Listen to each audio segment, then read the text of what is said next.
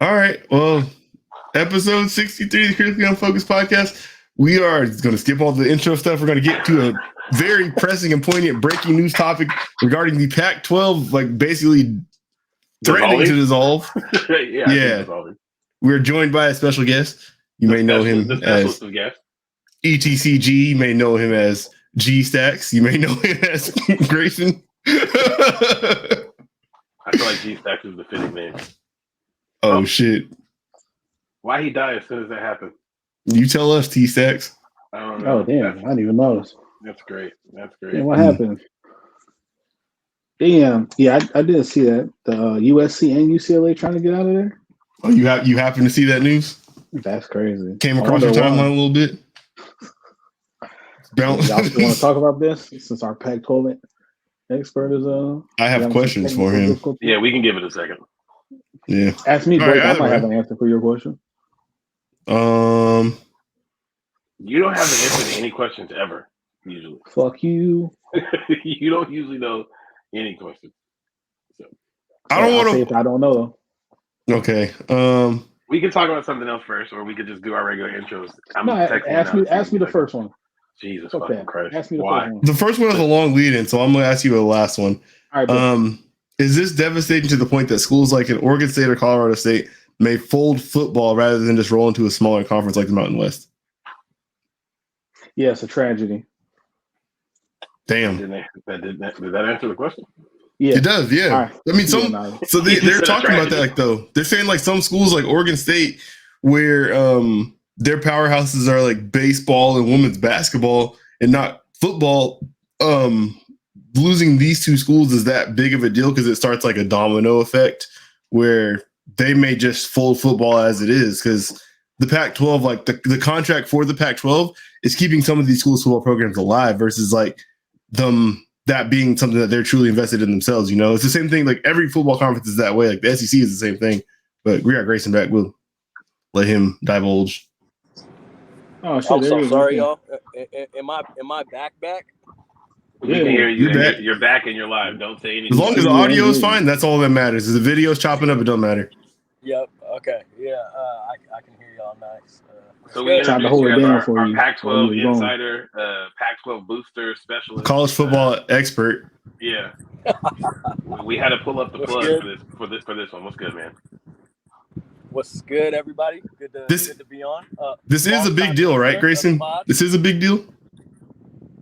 Is what a big deal? The news, like the USC and UCLA leaving, like we're right to think this is something that we need to. Okay, that's the Pac-12 is literally dead. Okay, that's what I was reading. I wasn't sure if that was hyperbolic, but it sounded like it was bad. I can't hear him. I can't hear him either. Damn, we can't hear you, my guy.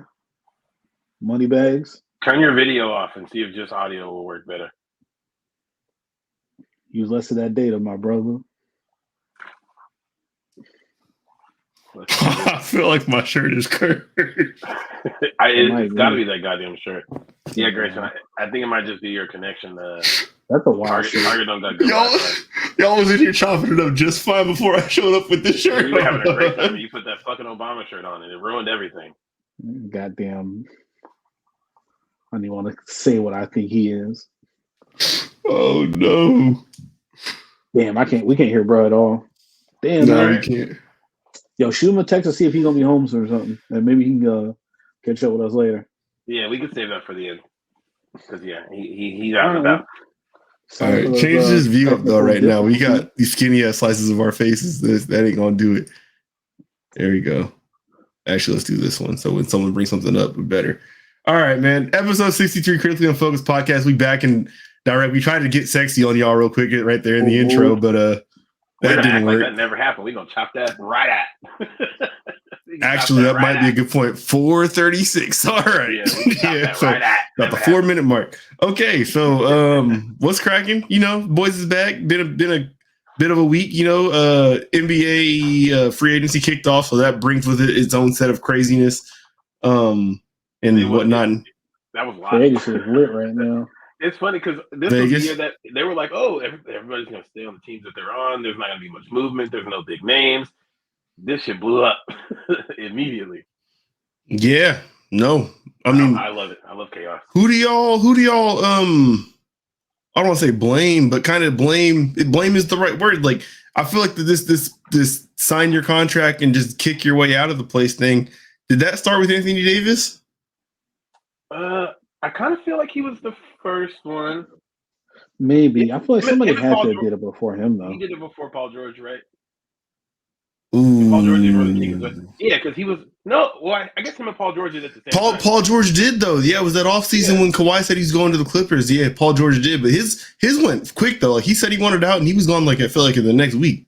Maybe it's the same day. I think it was the next day. It was like there was a message that he asked and then he was gone. I feel like there might have been someone else that did that, but I feel like Paul George and AD were the first two big ones, and it's been downhill ever since. Yeah. Like the sign and immediately want to get the fuck up out of there. Yep. But like it's so interesting that players are so unwilling to stick out situations that like I guess the Nets one's probably the worst of all. And I mean AD was there for a while, but like I don't know, players are unlike Damian Lillard, they're running from the grind, man. You hate to see it. And it is kind of just how much does what like your reputation versus like the chance at winning, like which one matters more to you, sort of. Because all the money's guaranteed, right? So it's like whether Dame like signs his contracts and chooses to stay there, or he signs the contract and like asks for a trade, the money's the same. It don't matter. So it just kind of is how you want to be viewed. I don't necessarily feel like the points that Dame gets socially are any better than how much points KD gets socially, or Kyrie even, as much as he gets destroyed. Like, so it matters to him, but I feel like with anything in NBA that we like, after a while it gets to like its precipice and then it's downhill. And I think the perfect example is like players like Donovan Mitchell and John Morant, where it's like, wow, this young, bouncy, really athletic guy is so great. I love this. This is great. Oh, he lost 2 playoff games. He's probably the worst player in the league. It shouldn't be on in the NBA at all. Like, kind of with Dame, it was like, man, it's super respectful that he keeps staying in Portland, and now all of a sudden you're a fucking idiot because you didn't leave Portland. KD don't really let nothing last long enough to get to that point. He's like, he started to curry some good favor for being in Brooklyn, and like, oh man, he's like being the adult in this situation. He was like, yeah, I'm trying to go home. Actually, I'm trying to get the fuck out of here. Yeah. I will say though, like about KD, one thing you can say about him for sure is that like he puts basketball above anything else. Like, the idea of like he got sold on Brooklyn from the idea of like him playing with Kyrie. Like that was fun in his head enough to the point where it's like, yeah, that sounds like a great time to play basketball. I'm gonna go do that. And then this year was not fun. Yeah, this year was not fun at all. So he's like, oh well, actually, I think I want to go somewhere else where I can go have some fun and play some basketball. It's definitely more commendable than some of these other situations. But yeah, you got to give up for KD in a trade now, though. We saw what Gobert went for. Like, God damn. That ass. Honestly, I feel like because of the timing of it and like the way like the league is going right now, I feel like it's gonna be less than we think. Like it's still gonna be a lot. I just feel like it's not when we have these lead ups of like, hey, KD's like been making us stink for like 6 months. Like you should start clearing the deck and like making shit shake preparing to have your shot versus like it seemed fine 90 days ago. Shit, it seemed fine 14 days ago. And then it was like, oh, he's probably going to get rid of I won't say 14 days ago. We had a topic on this show where I asked y'all because there was that story that came out like a month ago about like him not talking to the Nets front office since the sweep, right? Yeah. And I asked like, do y'all think this is smoke or not? And I think I said it was nothing. I thought it was the media just doing whatever the fuck they were doing. I think one of y'all or both of y'all said that you thought it was smoke. So y'all were onto it. Yeah. If I remember that correctly. They didn't call anybody. That was just straight. Like you didn't talk to anybody after the interview.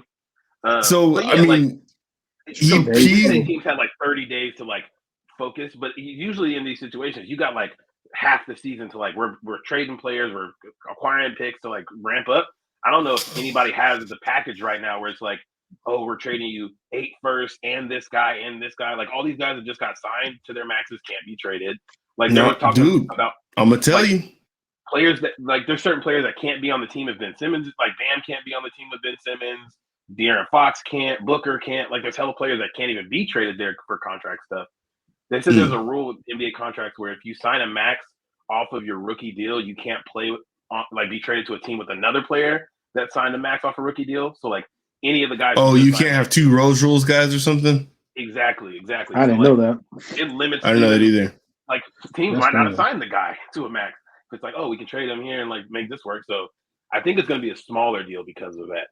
No, I mean, so I don't think this will happen just because there's more to it than just basketball shit. But the Warriors would be the perfect spot to trade for him because they could send Wiggins, Poole, Wiseman, Moody. Yeah, all them young dudes who are like the next generation of the team, send them out, and Wiggins has the contract enough to make the money wise fit, and then you already know KD and the Warriors works. Like, yep. It absolutely won't happen for the more than basketball reasons, and I feel like it wouldn't be KD that said no. Like I feel that like they're like, yeah, no, we're not doing this again. I feel like KD be like, no, I'm just trying to hoop, bro. Like, y'all trying to hoop again, and they're like, fuck you, we're never talking to you again. I think that the difference, only reason I could see them maybe making it happen if KD was into it would be that they have control over him for the next 4 years. Yeah, that's a long time. As much as it sucked to see it the first time, especially being a LeBron fan wanting Cleveland to win, it would be one of the best story arcs. Like it's like an anime or some shit where the villain leaves. He's like, all right, man, I realized I fucked up. Can we? That would be fire. I would fucking love to see that. Holy shit. Yeah. What do you guys think is gonna happen with Kyrie? Like, I don't. Him and Ben Simmons gonna be the best tandem of all time. He said what? Him and Ben Simmons gonna end up being the best tandem of all time. That would be hilarious. He just throwing lobs at Ben Simmons and shit. Yeah. So they were saying like Westbrook and picks for him is like people thinking he's gonna go to the Lakers already. No one's gonna want to trade for him. You got to get out the Lakers subreddit, bro. That's not in the Lakers subreddit. That was on ESPN. Right. That's basically Lakers subreddit on TV. Good. Because they were just saying, like, if he's like talking about trying to force his way to the Lakers, does anybody want to trade for the guy who's going to bring a bunch of drama? Unlike Paul George was like, we trade for him and he wants to go to the Lakers, we can probably win him over. I don't know if anybody wants to deal with Kyrie, like sitting there like, I'm not playing any basketball until I get to play with LeBron James. But because I don't know what else. Who else can trade $36 million worth? There's not a bunch of drama with Kyrie. There's really not. Like he didn't play basketball because he didn't get the shot. He didn't say anything else about it after that. He put out that was about it, really. Like I'm not. Yeah, he put out a all A11 in tweet, A11 even or whatever the hell he said when he signed his option, which he should do regardless of whether or not he's gonna stay there or leave there, because only way he's getting that much money is if he signs that option, right? So we can say there's not a lot of drama with Kyrie, but that's not the public perception, and I don't think that's the perception of the NBA. Like, and that's what matters. Perception is what matters. Like, I guess so, but people do or don't want to work with you. I don't know if it really matters in sports. But Deshaun Watson got $230 million. Like, people don't really care if they can get you in a room and feel like you're still going to help them win games. Yeah, that's a fact. And I think people don't think that about Kyrie. I don't think they think it's overcomable. But we'll see. When he gave the Magic 62 or whatever the fuck on like 15 shots, I think people were like, "All right, we can kind of do this." Yeah, sure. We'll see. And it's still a wizard with the ball. So yeah. That being said, I have no idea where he ends up because they're like, the 1 year thing. The fact that like right now everything is cool, like he can probably play anywhere except Canada, but you never know what's going to happen in the fall. Yeah, I don't know who's going to sign up for that right now and secure him long term off of. I don't know. Hell of a basketball player, but yeah, it's I wonder what the Nets are waters. even expecting in return at this point. Like, yeah, I don't know. It's very. I think it largely depends on what they get for KD. If they get like a haul for KD, like if it's above the Gobert package. Then what happens with Kyrie is probably less important. They probably want as much as they can get, but at the same time, it's like, well, whatever. Rudy Gobert can't ever have no time to shine. He gets KD going to the Heat or the Mavericks. Watch. But he said for the Heat, he wants Butler, Lowry, and Adebayo to still be there. Nah, they get Larry, big ass out of there. Lowry, big ass out of there. I got here, old nigga. It's gonna be Lowry, Duncan Robinson, and Tyler Hero. Tyler Hero, and a bunch of money. I'm trying to find the tweet that has all the stuff that Rudy Gobert was traded for because it is a lot. It's 4 first. Yeah, traded. Okay, so yeah, it's 4 first, basically one every other year until 2029, plus Malik Beasley, Pat Beverly, Walker Kessler, who was their first round pick this year, and Jarrett Vanderbilt, who was their first round pick. I think Federal Way legend. So the Decatur High School legend. 4 players and 4 first round picks unprotected for Rudy Gobert, and on the same day that they gave Karl Anthony Towns a supermax. And Cousins getting the background. They changed or got another center who also is on a supermax, which is absurd. Like you mentioned earlier, like Karl Anthony Towns isn't really known for being like a super post player, so they can make it work that way, which could help the like Rudy getting played off the floor if you got another like big who can be out on the perimeter, not having to run away from the basket. I'm just interested to see how that's going to look. That was a fucking haul for a guy who 3 years in a row has been played off the court in the playoffs. No, it's pretty insane. Holy shit. Absurd. Yeah. Did y'all? That's gonna be interesting to see how that shit look. Did y'all know Jeff Saturday played for the Packers? I know he did play for somebody else besides the Colts. Oh no, I didn't know. Yeah. Is that the only other team he played for besides the Colts? I don't know. I just looked him up for the 63, and he has even the Pro Bowl with the Packers G on his jersey. I'm like, what? Wow. Well, it's got to be like 1 year, I'm sure. Damn, yeah. I did not know that. 2013. The more you know. Talk about post career body though. He got it done. Dude, a lot of them linemen begin small. Yeah. Have you seen how smaller Joe Thomas is? Mm-hmm. Yeah. Like, they say they eat crazy ass diets when they're in the league. Yeah, they probably do. All that eating and lifting.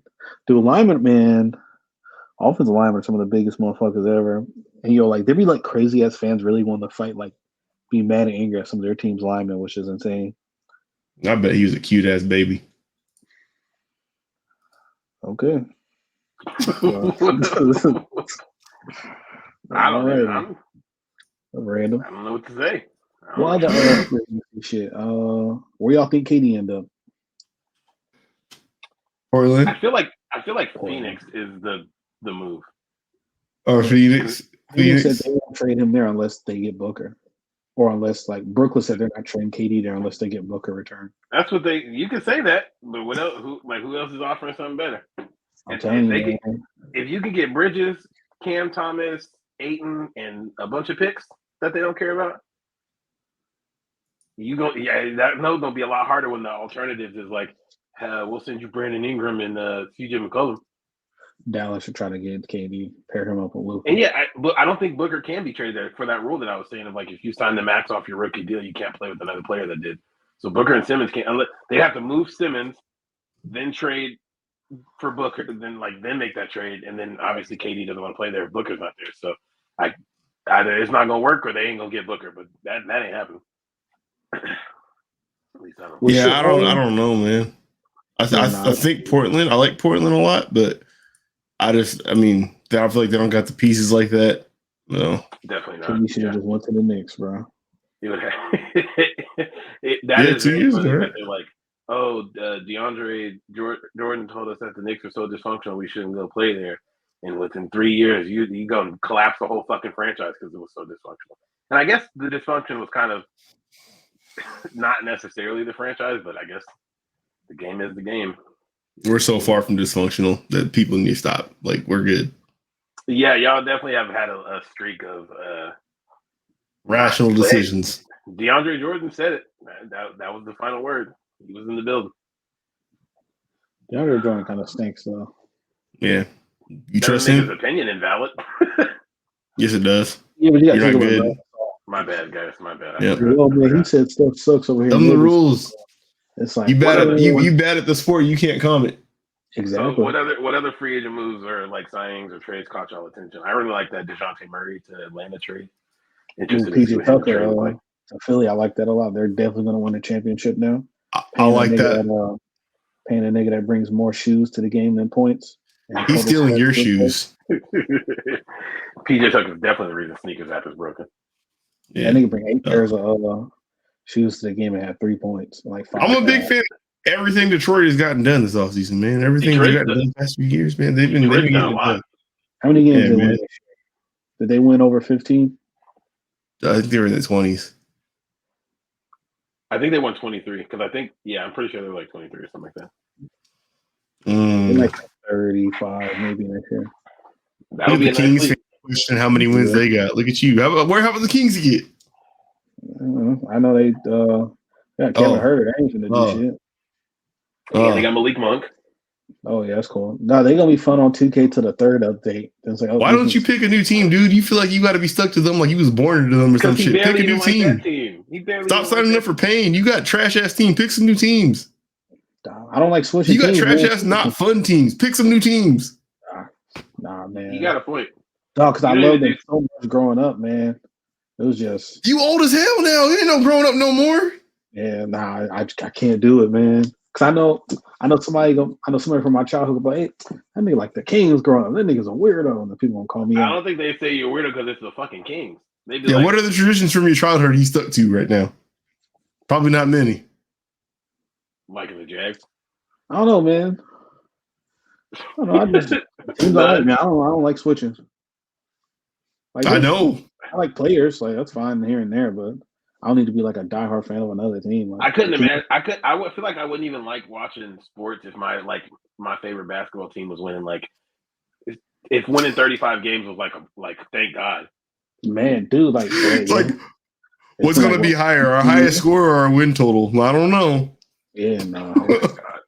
I'm telling you, like, right when they started getting bad, that's when LeBron came into the league, and I was like, oh shit, well, this is an easy transition. Yeah, you should have just been a Cavs fan. Like, just abandon the whole Kings mindset. Braun fans had it good. You got to beat teams with lots of teams. Hop around. It's fun times.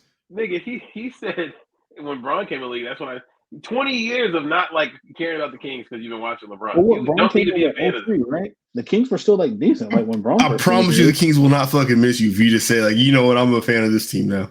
Oh man, I'm not switching. I'm loyal to death do us part, man. For what? Why? All my teams, man. You and Dave Chick for the same clout. Play live?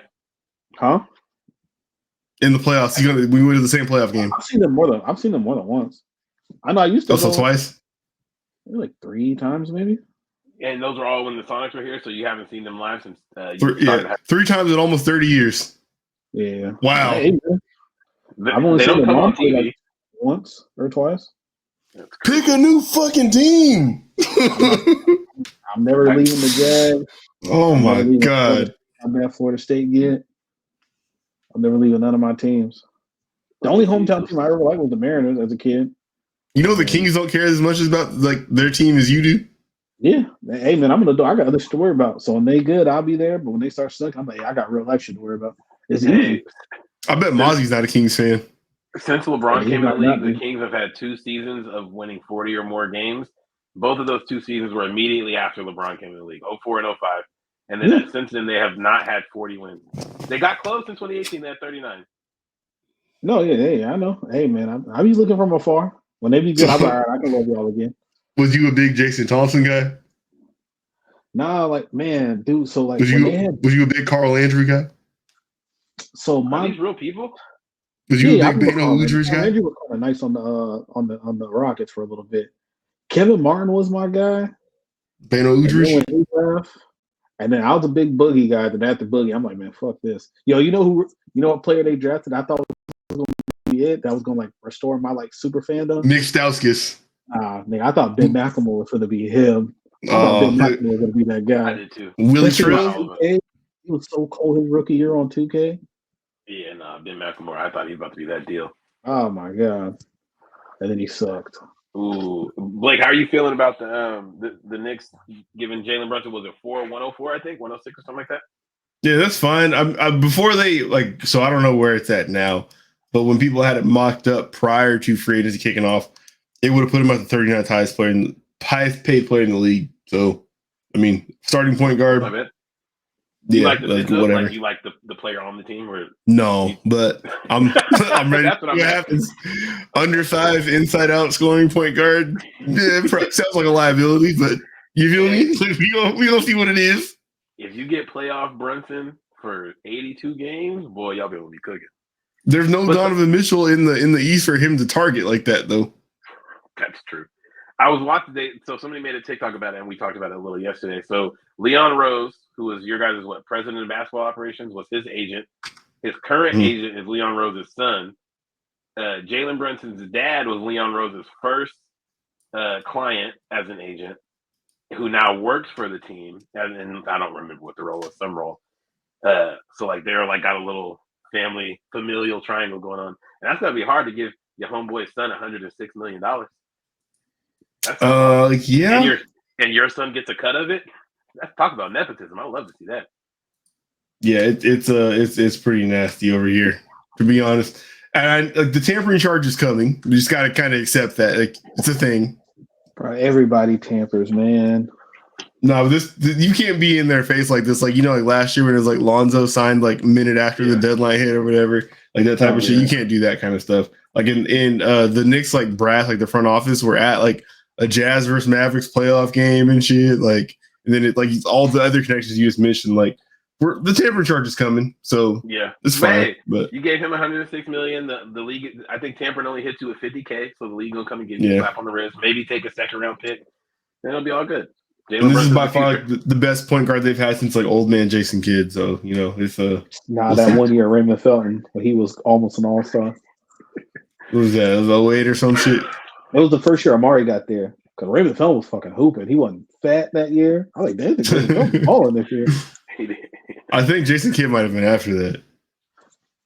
They had some old ass teams. They had They had Kenyon Martin on that team with them too. They tried to bring the net shit back. Yeah. Pablo Prigioni. Old ass Marcus Camby. I've been thinking about Bradley Beal. You guys know so many names. It's incredible. Like I know some of these too, but you guys, your encyclopedia of basketball knowledge is impressive. Quite regular. For me, it's honestly 2K, bro. Like just spending a lot of time on there. You see a lot of people. It's just 2K following the shit around for so long. Dog, I've been thinking about Bradley Beal, and like me as a core, I feel like it would be such an easy decision to like keep taking. Because I think he got like 5 years, 250 or whatever. 250, which like I don't even know how you could even start to fathom to say no to that amount of money at any point. But it's so crazy, especially when you're in a good city like, too. I don't give a single fuck about being on a winning team or like a playoff team at any point. I'm just gonna take the biggest bag I could possibly get. Like, we always talk about like he could take 30 million less. Who the fuck am I to tell you to take 30 million less? Like, 30 million is 30 million. That's hella less money. 30 million is 30 million. But when it's the difference between 220 and 250, I don't really know. As a poor, someone who's never had 80 million, but I feel like you could buy all the same things. You just might be able to buy a couple more. And then you could actually play some like fun basketball. It can't be fun to go to work every day knowing you're about to get fucked up. Or like it is if you know you about to get your dick sucked after the game. He's married. His wife will probably do it because she's extremely rich. Or she might buy somebody to do it. She don't feel like that. I wonder how come he didn't get nearly as much hate as Kyrie did for the not getting the vaccine shit, though. That's kind of crazy. But whatever. Because he got to keep playing. He lied about it, too. Stephen A. wasn't barking down his neck every single day, but it's all good. Because he's not as popular as a name. It's because he got to play. If Brad he wasn't barking down Aaron Rodgers' neck either. I don't know. Just the same thing. Man, you already know what time it is, but we ain't going. Turned it on every single day, and Kyrie. Well, Kyrie's turning on his teammates and letting them down. Like won't get the vaccine, but Aaron Rodgers and Bradley Beal just moving free. It's all good. Yeah. Asiatic black man, you know what it is. Yeah. I'm about to go get my Pan African Atlanta Hawks hat here in a second. I'm feeling the anger inside of myself. We know Stephen A. Why he didn't want to go on nobody else. It's all good though. Yep, that combined with this shirt might start something. Oh shit! You're wearing like the most un-Pan African shirt possible. He's African. He's not even Pan African. He's just African. He African. He just hate Africans too a little bit. It's fine. Yeah, his brother a fucking cornball though. I be forgetting he had a brother. I think he tries to. Oh, that's crazy. But imagine having a sibling and hating their guts. That's crazy. I feel like if I was Miles Bridges, who just got arrested on felony. Hey, no, hold on. Say it loud too. fuck Miles Bridges for real. Like, you fucking corny piece of shit. You beat your wife in front of your kid. Fuck you for real. Like, no, not cool. His kid's the fuck out of here. Like, oh, daddy and mommy are fighting. And yeah, your kid thinks that behavior is like semi-normal now. That's what like fathers do to mothers and shit like that. Like, you don't know what the fuck you're putting out there inside the world, what the kid's gonna grow up and do in the next generation. Like, no, fuck you. Like, for real. Yeah. Fuck out of here. And yeah, he's trash. To do that in front of your kid, like, you beat your wife, period. Not just in front of your kid. You beat your wife, period. Yeah, fuck that. Like, no, trash. And you're so incredibly rich, on the precipice of becoming like life-changing, like setting your kids up for the rest of their life, rich. You get arrested on the day that you could possibly sign a contract to like take care of that woman and your kid for the rest of their lives. Take care of your mom. His mom probably looking at houses and thinking about retiring, all this shit. My baby about to get 4 years, $100 million too.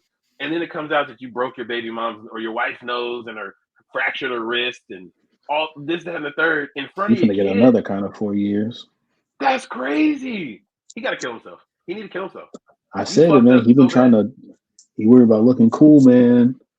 Bro, if I had like max contract shit like that, I would not be rapping about that kind of shit, bro. Because you already know that shit's gonna come up in like negotiations and all that. Of course.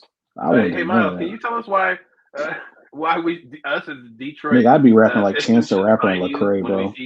You posted a cup of lean and a blunt last week, and you rap in Detroit, where you're from. Like, why should we give you a bunch of money? Nigga, all my social media would just be me fucking making gingerbread houses and playing Madden with kids at hospitals and shit, bro. I wouldn't be doing none of that shit, bro. Russell Wilson social media. Yeah. I told bro, he should link up with him for the rebrand. If either of you would have made it to the league, I would have one job, and it would be to follow you niggas around and slap the shit out of you when you start doing dumb shit. You pull a phone out when you cheating on your girl or something like that, I'm slapping you. You tell me to go and look for the 50th masseuse, I'm slapping the shit out of you. 50th masseuse. Nah, man. He trying to be cool, man. Dog, he's I don't know what his money or what his NBA situation look like, but even besides the money, it's just you can't be beating on you can't be beating your fucking wife in front of you. No, period. I don't care what the fuck your profession is. One, hitting your spouse is corny shit. Hitting your spouse in front of your kids is like super corny, lame shit. Because now, like, not only are you fucking up one person, you're fucking up two people, possibly three, because you don't know what your kid's going to grow up and do to somebody else because they think that behavior is normal. Like, his kid was still calling him daddy and thinking, like, daddy's being mean to mommy. Daddy threw mommy's phone out the window. Mm-hmm. Daddy was choking mommy. I hit daddy and told him stop being mean to mommy. Like, they were fighting or whatever. Like, your kid's talking like this shit is normal. Like, you don't know what the fuck you're doing to him and what he's going to end up doing to someone else. Like, God forbid, hopefully he doesn't. Hopefully, like, someone talks to him and realizes, like, what the fuck? Like, that's wrong. Don't do that type of shit. But you just never know. Like, those are like building block moments in somebody's life. Like, because that kid obviously has some type of love for you. So it's like you cannot be that type of example. Like, don't do that shit. Period. Don't do that shit if you don't have a kid. But just don't do that shit. Like, getting kids involved. Like, nah, bro. Like, you might as well have hit the kid too at that point. Like, it's the same shit. Yeah, and I mean, I find it hard to believe that someone that shout out Tyreek Hill partner doesn't just hit their kid. Oh my god. You obviously got a lot of violence and rage that you need to get out. And someone's want to say like I'm being double standard. I don't give it to anyone else like this the same way. You are 100% right. I don't see someone else's kid talking about the incident on a fucking iPad like I did with this one. So that's how I'm so charged up. That. My emotions are like on fire about this incident because I saw a kid talking about it, and that hits somewhere like deep with me. So yeah, I might not have for everybody else the same way, but I do for this one. And it's the same for everybody else, even if I don't say it because I don't have the same emotions from it. But we are a known hater of women beaters on this podcast. If there was any confusion at any point ever, I probably made some jokes about it though. I'm not even gonna lie. You pull some clips up probably and find out I joke about everything. So there's that. But this is real me right now. I've been telling you guys this forever, man. The ladies out there when they want to deal with these super aggressive athletes that be cheating on them and cheating them wrong, just go on the internet and just look at 9 to 5. Like, yo, man, this might be the life. A Maybach ain't worth the black eye, baby. Come on down to Jamal, not me. Not Jamal. That line made me think of when the text from Future got leaked, and he was like, "Do you want to cry in the Camry or cry in the Maybach?" That's the best text message of all time. Mm-hmm. Hey, speaking of hold on, Oh, let me look at the planning document. Make sure I'm not gonna. It's not on here. All right. What do y'all think that kid was thinking when he heard like his Happy Meal hit the fucking pavement? You mean his Happy Meal hit the pavement? I don't know what I'm talking about. How did you see that video? You're not on the internet. What is happening? It's on YouTube. Okay. Everything is up on YouTube. I think that kid was like, "I'm fucking hungry. Can I?" Jamal, you know what you're talking about? Now, I feel like I've been hearing people talking about something about like the kids were doing something. But you ain't seen it. I ain't seen it. No. All right. All we do in a critically unfocused podcast goes to YouTube moment. And I will say, whenever we're ready to squeeze in and our guest is home with normal people Wi-Fi, we don't got to do it right this second, but they're ready. Okay. Oh my God. This is the most hating it's so crazy mother how of the year on award. fire this had the internet all week. I think this shit dropped on like Monday morning, and I've seen it every single day since then. I've seen this almost as much as I've seen the lady getting trampled and then fucked up again by the elephant. That still got the internet on fire though, and I don't think we talked about that on here, which is Dropped is fucking crazy when you're talking about this. Like dropped is fucking crazy. Well, somebody ended up like doubling back and saying this shit was a skit, which I don't know if I believe, and I don't want to believe, quite frankly. The mom doubled back down. She put up an IG live of herself, and did not switch up. Yeah. Daddy come here with one meal for my child, but I don't even feel right playing. So I feel like this makes us look bad, but at the same time, this is ridiculous. He only want to come and bring one thing to McDonald's, but what about my other kids? How come you can't feed my other kids McDonald's though? Like that's bogus as hell. Like you're not finna sit here and make my other kids feel left out, and you're only bringing one child something to eat. Look, there you go. And I bet you he only got one thing in there. This nigga pulled up in a shitty 05 Monte Carlo. Like, come on, them shits was straight. You get the not Jeff Gordon, Dale Earnhardt. My dad had that. That's what I drove to prom. I ain't hating. It's just 24. Yeah. What's up? Because I'm finna expose you. What? Because that don't. He had that good orange high C. He got the big joint. That don't look enough for all my kids. What is that? That's just one burger, one fry. What he like? What do you mean? Okay, what about my other kids? What about your other kids? Okay, but them your kids' siblings though. What are you talking about? Them my kids, them your kids' siblings though. So he finna, my other kids finna be left out. You know I don't get my food stamps to the 7th. You know I don't get my food stamps. We are hungry here. Hey yo. How are you helping yourself when you're only getting this man, dad of the year right here, bro. He hasn't told a lie yet. Lisa, you had them kids. He's not gonna eat in front of all his other siblings, and they're not eating on McDonald's. No, why do I gotta? Nigga said put them in your room. No. He said bring him out here. You can't bring enough. Hey, eat in the car with me. It's all good. Yes. You sound dumb. How is that dumb? You sound dumb. You sound dumb. Where are they daddies at? Nobody told you to talk to them other. You had them other kids. Your responsibility. Got her to fuck together. You bring one. You need to bring it for all. How do that shit look that I'm letting one child eat McDonald's and all the rest of the kids can't eat no fucking McDonald's? You know I get food stamps on the 11th. That ain't 3 kids that ain't mine. She said the 7th earlier. Yeah. They're his siblings. You knew what you was getting into when you had a baby with me. No, I didn't. That's my favorite part. She's making herself look bad. That's the thing. Everything don't need to be reported, bro. Hell no. She thought she had one right here. Because I'm exposing everybody think you such a motherfucking good daddy. No, you're not. No, you're not. You're I like he came with this wetsuit fit though. Piece of food. To his crazy ass baby mom. That's mine, silly. No, that's dumb that you can't feed the other kids. Don't feed nobody at all. Then he can't take that. He can't eat it. Maybe if you had 1 or 2, I could maybe. 4 or 3 extra kids. What the? You like going to my mother account, spending money on all those kids. Them not my kids. Them are your kids' siblings, though. Hella kids, bro. It's a daycare. Those are your kids' siblings. You could have busted out 20 feet, though, like for real. No, I didn't tell you to take care of them. You can no, she wants this nigga to be the team dad. Team dad is crazy. Exactly, but you don't never bring food for the other ones. You know I get my food stamps on the 11th. Okay, but I'm saying we share the same kids. Nah, she in a bad spot right here. I got man. Come on. Oh, we almost there. I'm not taking my kid in the room. To the car. He ain't even got. He can put it. But he come right out to the car. This man showed the most restraint I ever seen. That's facts. I would have just barged my way in. I definitely wouldn't have handed her the food. Fuck no. Oh wow. I'm thinking about my kid sitting hungry right here. He's super calm. Bringing up for all the other kids. You stupid.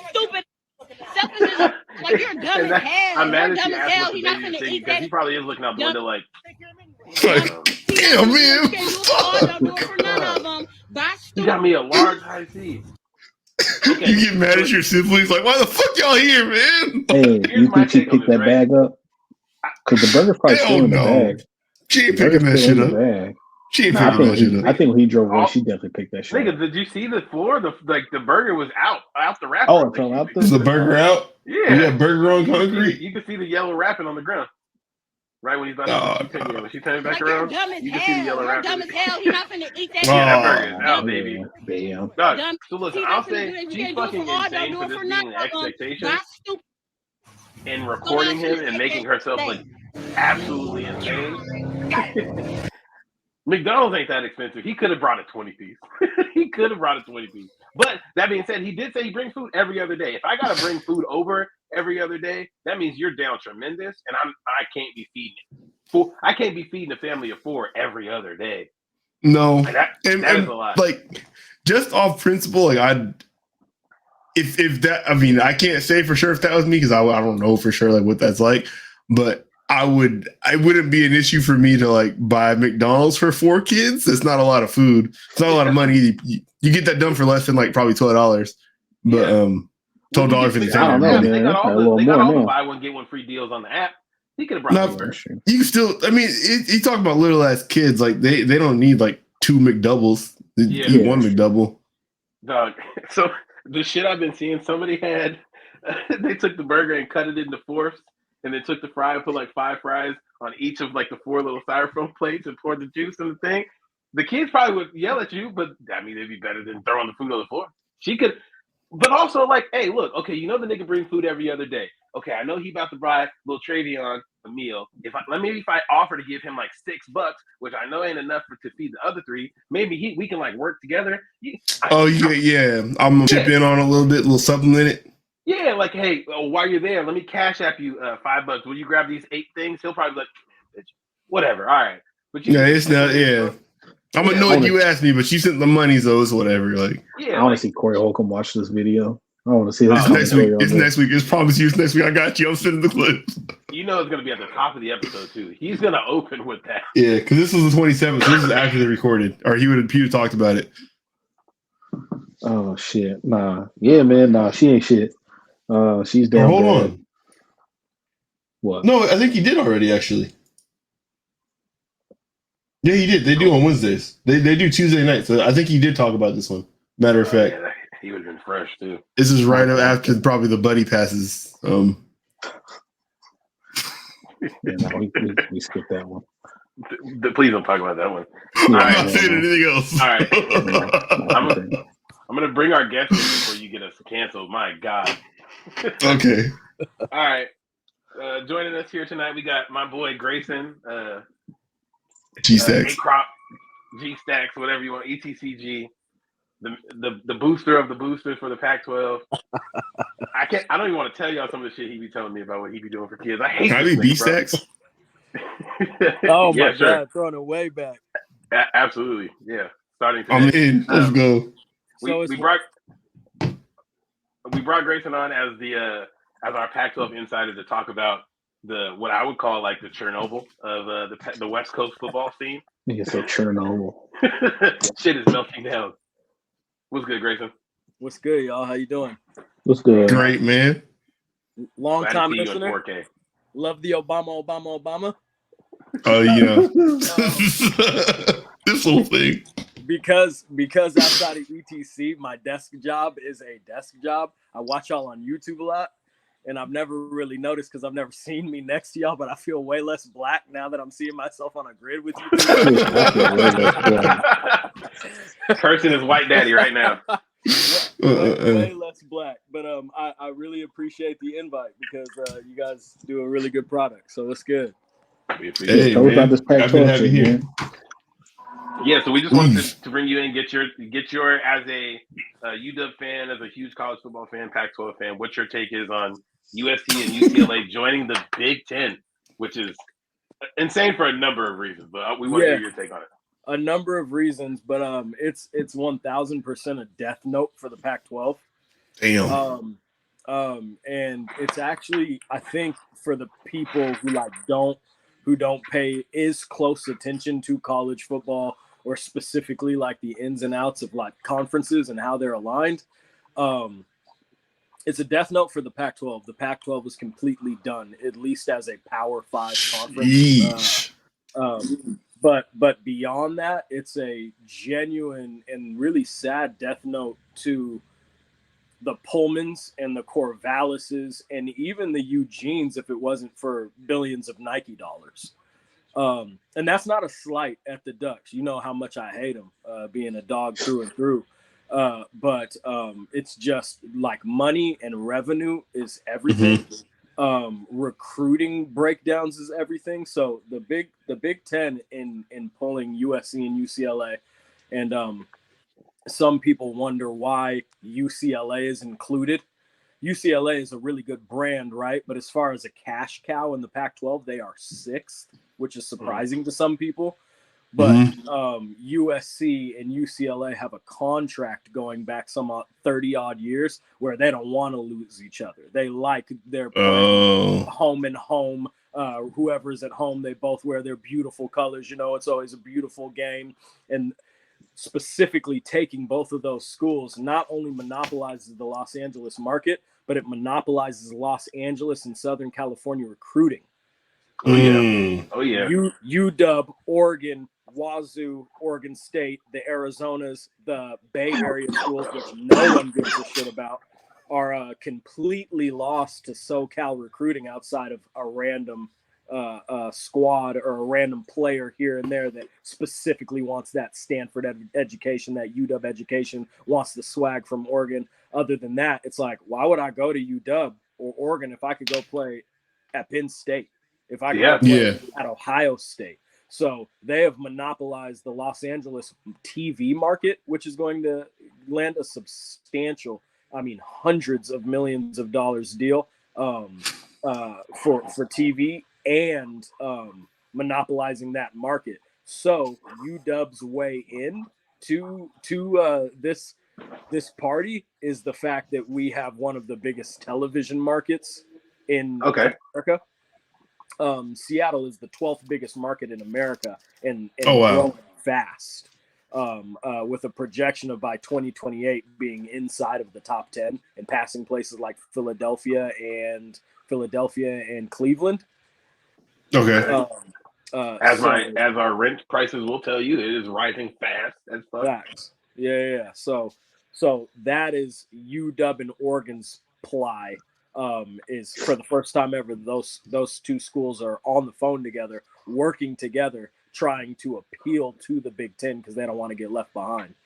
So do you think there would be any, because I imagine kind of how you said this is a death note for the smaller schools, if Oregon and UW were to bounce, right? Yep. Is that just the end for Wazoo and Oregon State, or are they trying to be little brother and go with? Or what do you think happens there? They ain't getting. I don't think they're getting in for sure. The Big Ten wants a rounded off number of West Coast schools, and everything I'm hearing from boosters and from my one person in admin is 4. So if they're gonna get schools in the West Coast, and they already have 2, there's only room for 2 more, unless there is a rebuttal by the SEC. And then that could feasibly add a Stanford, a Utah, something like that. But with Wazoo and Oregon State specifically, this is a hard. USC was the line, not UW and Oregon. They're already dead. They already don't have an opportunity because Wazoo just remade their stadium, $120 million renovation. That's going to be paid for by the taxpayers. there's no money anymore now that the Pac-12, the best they can do if they don't completely disband and our schools leave to a bunch of different conferences, which the intermediate schools like Cal and Stanford and Arizona State that some people want to see are talking to the ACC and stuff. Yeah. That leaves the extremely small markets like Wazoo and Oregon State and maybe even Colorado, who has Colorado State, them boys. Yeah. Yeah. Colorado has a touch of history. You know, they've got a natty, they've got a Heisman winner. So they Utah probably survives this, right? And goes to middle country school. Their fan base is big enough with Utah and BYU Mountain West wanted to work together on something there in Utah. But Oregon State and Wazoo are probably going to become the big dogs in the Mountain West. Wow.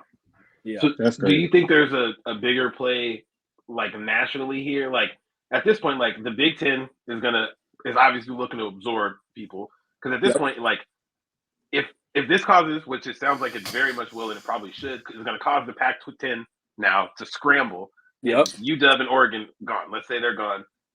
Obviously, the rest of that conference has to either dissolve or it's going to be the WAC or whatever. But like obviously, these other it's not going to be the Power Five anymore. So, like, do you think there's a bigger play here with, like, maybe the SEC and Big Ten are just going to try to make two big conferences that play each other? Or, like, the college football playoffs aren't NCAA regulated anymore. So, do you think they're going to try to, like, get themselves away from the NCAA altogether, potentially long term?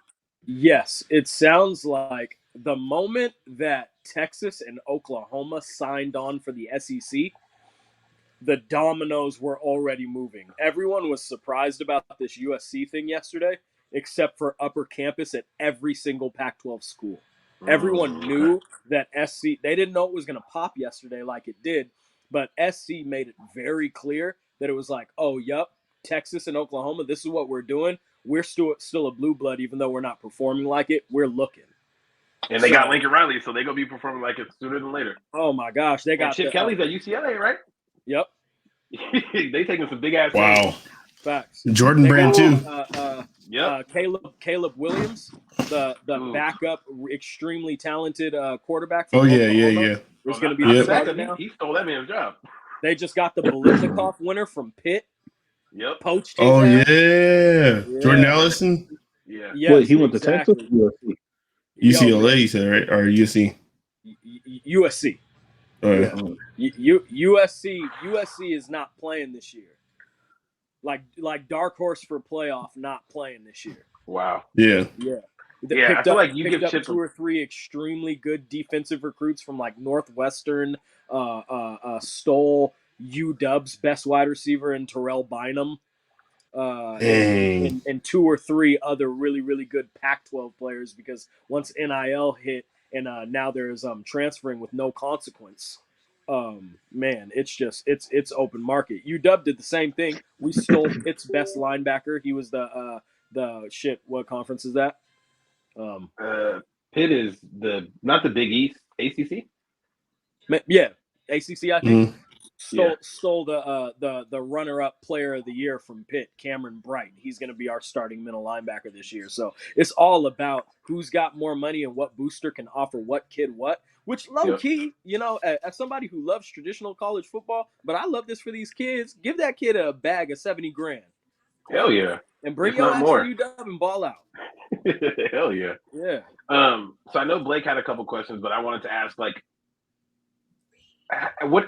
Obviously, the focus is college football because college football is king. But like, when you leave a conference for a sport, I don't think it's like the basketball team stays in the Pac-12. Like the basketball team, the soccer team, the baseball teams are coming with you, right?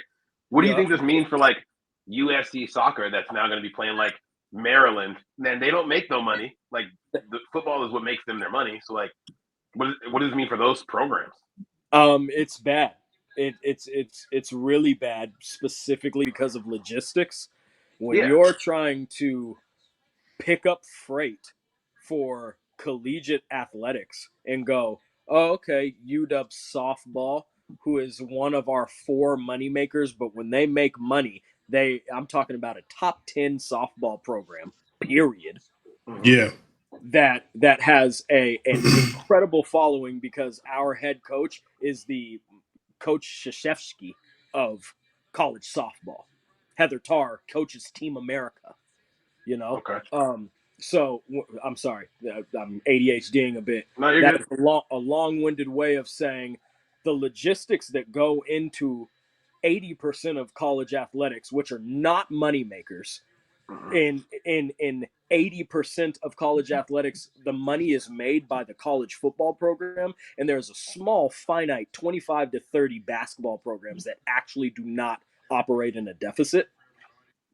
When you realign to a point where you can't have your girls soccer team or your boys soccer team or your cross country team take a bus here and there, and you're talking about, instead of a 13-hour drive down to Southern California, we're talking about 2 buses taking 41 hours to get from SoCal to Chicago to play Northwestern. Like, Yeah. it is a logistic nightmare, and you will probably see a bunch of Pac-12 schools or former Pac-12 schools, Oregon, UW, USC, and UCLA, cut half of their programs. Wow. Literally cut them out, or make them a club. Like, yeah, UW's like big in rowing too. Like, that's, I mean, that, well, you talk about logistics, like moving boats. Like, come on, like, yeah, literally. and I even think about like, oh, go ahead.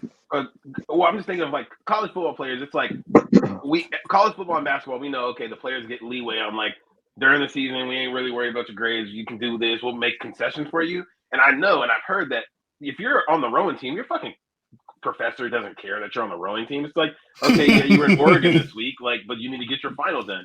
And if now the dude on the rowing team is like, yeah, we had to go row against fucking Rutgers. Yeah, like you're in. I was in New York over the weekend rowing, and they're gonna be like, okay, but did you do the thesis paper that you needed to do? Exactly. like that's gonna fuck. I feel like college football is so much easier because the money's there. So we're just like, yeah, this okay. It's inconvenient that they have and the whole camp is in tune with the college football schedule versus like the rowing schedule. Nobody gives a fuck. Like, you might not know. Unfortunately, Blake, for the University of Washington, very specifically, I think you may have the one instance in where UW has a billionaire booster specifically that gives to UW rowing, because UW rowing on their own accord is like Olympic level, and they go and row against Oxford 2 times a year in London. If you flip it, so they might be okay then. They might be okay. This might not affect them too much. I don't care that you was in Seattle, dog. But that billionaire booster might start putting all that focus towards the UW football program. So who knows what's going to happen to some of those storied programs? Arizona softball team, maybe the softball team of all softball teams, they'll probably go away. Oregon State men's baseball team, top 5 program of all time. Who knows what's going to happen to them? Yeah, it sounds like, because I'm trying to, like, to your point of like the smaller cities, Corvallis can't be making money. Even their football team probably isn't making money. They're probably living off of like USC makes so much money that our trickle down is enough to keep it going. How does Corvallis keep having sports unless they go like D2? They're in the middle of a renovation too. As crazy as it might sound, I think Oregon State football operates at a $1 or $2 million in the black. Sure, but for now, that's tight. Exactly, $1 to $2 million, while they are sharing revenue from a TV deal of the Pac-12. If and when the Pac-12 adds San Jose State and Fresno State, or it goes away and all of those big time programs are like, we're not fucking going to the Mountain West. We're going to go join the Big 12, who already is a glorified Mountain West. After losing Texas, what do they got? Oklahoma State and nobody? Baylor, maybe? Baylor, who's too busy abusing women to be good at football? Yeah. Baylor won't get any of the love to go join another conference because they just fuck up so regularly. Nobody wants to touch them. Yeah, too many recruiting violations. It's one thing when it's built in at like Miami, who's got the clout to do so. Baylor, you ain't Miami. You be messing up as much as Miami, but you don't got the name behind it. Crazy. It's wild. It's really wild. That being said, just some like inside info on this process. USC and UCLA are officially, as of 2024, going to be in the Big Ten. The night that the day that happened, that same night, Oregon and UW were on the phone together, formally submitting their applications to the Big Ten. The Big Ten is waiting to give UW and Oregon an answer pending Notre Dame's answer, because Notre Dame. Oh my God! Yeah. Because Notre Dame has the single biggest TV deal in America of any. I think I knew that program. somehow. I feel like I've heard. I feel like I hear that talked about. They're the only ones on NBC. That would be insane if they got Notre Dame to actually sign to a conference. Yep. So it's sounding like what it could feasibly be. What the talking heads are saying and what my source said is that the Big Ten could round out with USC, UCLA, UW, Oregon, Notre Dame, and call that a Western Conference. I believe adding in schools like who would we have in the west of the Big like Ten? Iowa, like spots like that are further. Is Minnesota still in the Big Ten? Yes. Yeah, schools like that probably. Nebraska, Iowa State, Minnesota, which is good because there's some built-in shit there, like UW Michigan. As much as this sounds like it's me with purple shaded glasses on, is a rivalry. They've played like 6 Rose Bowls against each other. He told me it was a rivalry. We went to that game together. Michigan looked like they was rivals and something.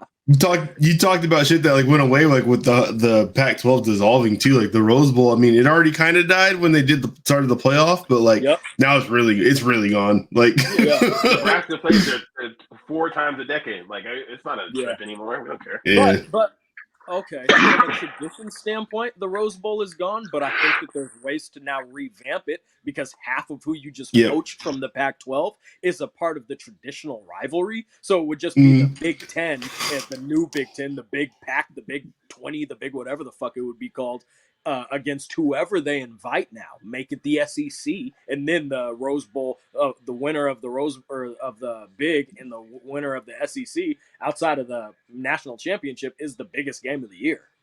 So there's ways for them to bolster this, but this could be Pac-12 probably going to be assholes about it and not want anyone to even use the Rose Bowl. I almost feel like this ends like this could be decades from now, so no next year shit or whatever. I feel like this ends with like the SEC absorbing all the good Eastern, like they get East, Southern, Southeastern. They get Florida State, they get Clemson, all those good schools that already aren't in the SEC. Virginia the Tech. Big 12, the Big 12 then goes and gets every good Western, Midwestern team, and then it's like we're making our own league. It's East versus West, and we like figure, and the college playoff expands, and it's East versus West. Everybody else is like a Division II NCAA school and doesn't have anything to do. Like we might not see UW play Wazoo again or shit like that. Maybe. Yeah. Some point. Does that maintain with this new college football? Does the Apple Cup still happen? Because the Civil War still happens. Well, I think it can't because we have like Alabama plays like Nicholls State every year because they're right down the street. That's different though. Like those are games that you get to like boost your record, right? At the start of the year, every single year. It's like it's a warm up game. What about Clemson, South Carolina? They play every year. Okay. I think that's true. Still happen because in this theory cross conference. It essentially becomes those two powerhouses are their own thing. Who then go like, oh, we'll play the little D2 like Washington State school every year because we're recruiting on a different level. Our competition is on a different level. Yeah, and then because then every East versus West game, every game is great. Every game is UW versus Ohio State versus Cal. Like every game ends up being good if you like make it that way. I guess every game's hard. I don't know if that's good for people, but if Easter got that phone call like, "Hey man, we need y'all to come to the Pac-12, bro. We just lost UW in Oregon. It's time. It's time." Well, we did have Cooper Kupp at one time, so I think we finished. Yeah. But can Central go D1 AA? Can my school come up? No. I don't know. Oh no, not that face. I mean, they're better than Oregon State. No, that's crazy. Yeah, like the big Pac-12 matchups are like this week. We've got the conference championship of Portland State versus Eastern Washington. Like holy shit, it's crazy. Wow, life changes, man. The recruiting thing is one I'm going to be really interested in because, like, obviously schools like Ohio State, they can go get whoever they want, wherever. Anybody, don't matter. Like, when now Nebraska comes in like, hey, you're gonna come to Nebraska because we'll still be in LA twice a year. Like your family can still come see you, can still go to the crib. Yeah, but come play for us. Like, does Nebraska now get a better shot? Does like Penn State get a better shot getting LA kids? Because the LA market for the most part has been USC and then anybody who's big enough to not matter where you play. Alabama can get LA kids. Ohio State can get LA kids. Clemson can get LA kids. But basically anybody else, UW obviously because you're right there, but anybody else, you ain't really making no traction unless it's like the tiers below that aren't the big name guys. So that'll be really interesting to see how it shakes out. It's astronomical when it comes to recruiting because outside of, like, no matter what anybody wants to say about any other specific state, outside of Florida and Texas, Southern California is the hotbed of recruiting in America. 100%. As far as the number of star or 4 and 5 star blue chip athletes that they put out every year. You can honestly make a case that when you talk about all sports, Southern California might be the best because they produce basketball, hockey, not hockey. I don't know why I said hockey. Soccer, they probably do. They probably do got hockey players. They probably do got hockey players. Volleyball. Like if you want a good athlete in something, go look in LA. Yep. It's just sheer population numbers, man. You're gonna find something. They got everything. Yep. It's been a bullshit argument that others don't like to hear because they don't give a fuck about those sports. But when it comes to sports in general, UCLA and USC really are the 2 greatest schools of all time. The reason why the Pac-12 has been able to call themselves the Conference of Champions is because UCLA got 100 championships. UCLA and USC, of the Pac-12's 528 championships, have 320 of them by the 2 schools. God damn. They have more than half of the championships in the Conference of Champions. I remember and now they're UCLA gone.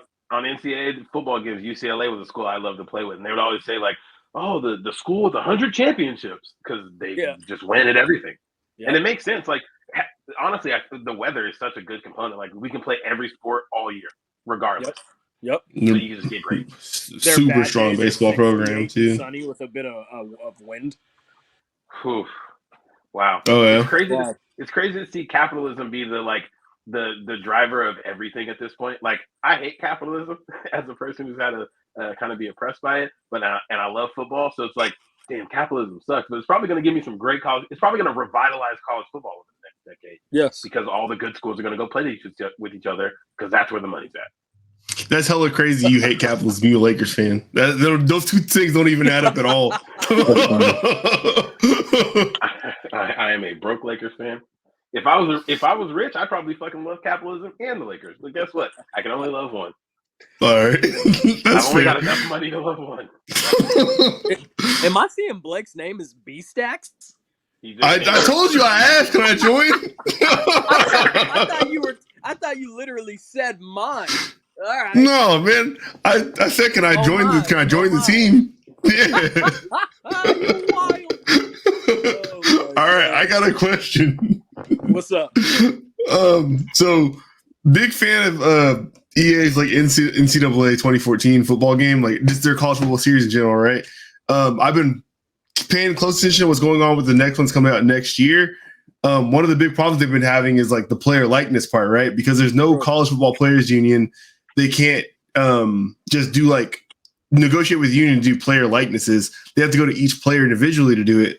Do you think like super conferences like we're seeing, is that going to make it like easier to get these things done? Like, is it possible like a players union could happen within like these super conferences themselves? It's like a mini NFL, you know? So it's like, could it be easier to get those big deals done, or when the super conferences are official? You know, because both Texas, Oklahoma, the SEC, is that also 2024? I think 2025. Yeah, they were saying that the USC and UCLA are going to be gone before Texas. Damn. Mm-hmm. So I'm saying it's going to be a slow roll, and with entities dying like the NCAA is undoubtedly dying, they're going to be pussies about it. Sorry, you left us. What?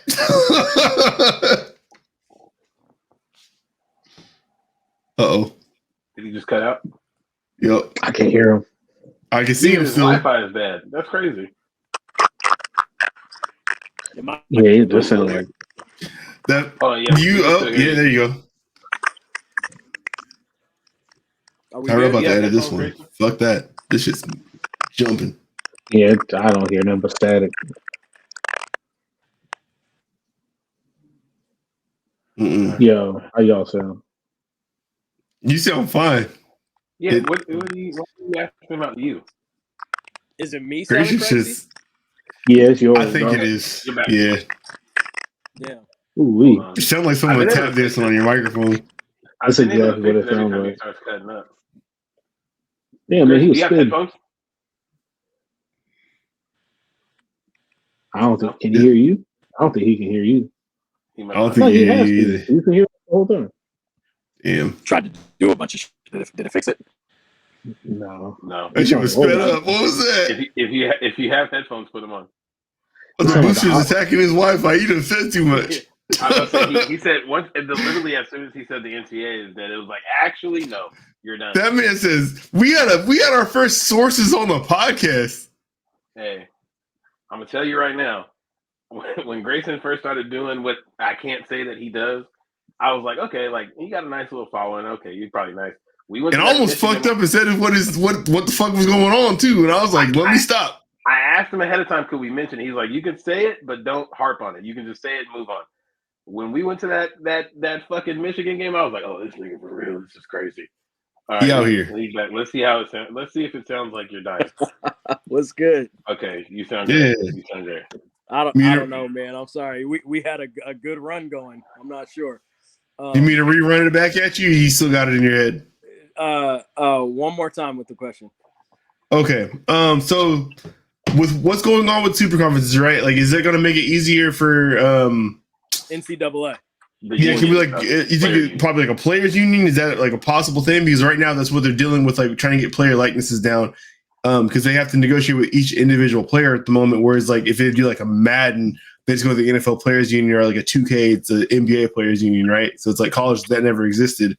Do you think that might be something we see with the super conferences with NIL and all that, or word is with NIL and with the slow but inevitable death of the NCAA, that upon signing with a university, that is going to be a stipulation on said signing. So not just I'm signing on to be a student athlete here for this duration and for this amount of scholarship money, but also my name, image, likeness is going to be in association with whoever associates with my university. So this entity is now going to go to universities about name, image, likeness for the individual, and the individual is going to essentially have to sign a contract with the school. Okay. Yeah, so they won't as a player of the game, I like that. They'll have to go to each university, and the kids will have an understanding. Yeah, after this, you will get so and so much money for whatever video game you're in, which won't be a big amount of money, but at least they'll be compensated for their name. Yeah. And finally, instead of running back number 5, it'll be Reggie Bush. You know. Okay. Yeah. Which is dope. Exactly. It's ideal. Like that's the best part of this. If we're gonna be a part of capitalism, I want the people who are doing the labor to win. Like if you're putting in labor, you deserve to get paid on all fronts. Did you guys hear about the biggest NIL deal ever signed 3 days ago? Miami? Yep, exactly. Jaden Rashada. Yep. Yeah, $9 million or something crazy. Yep.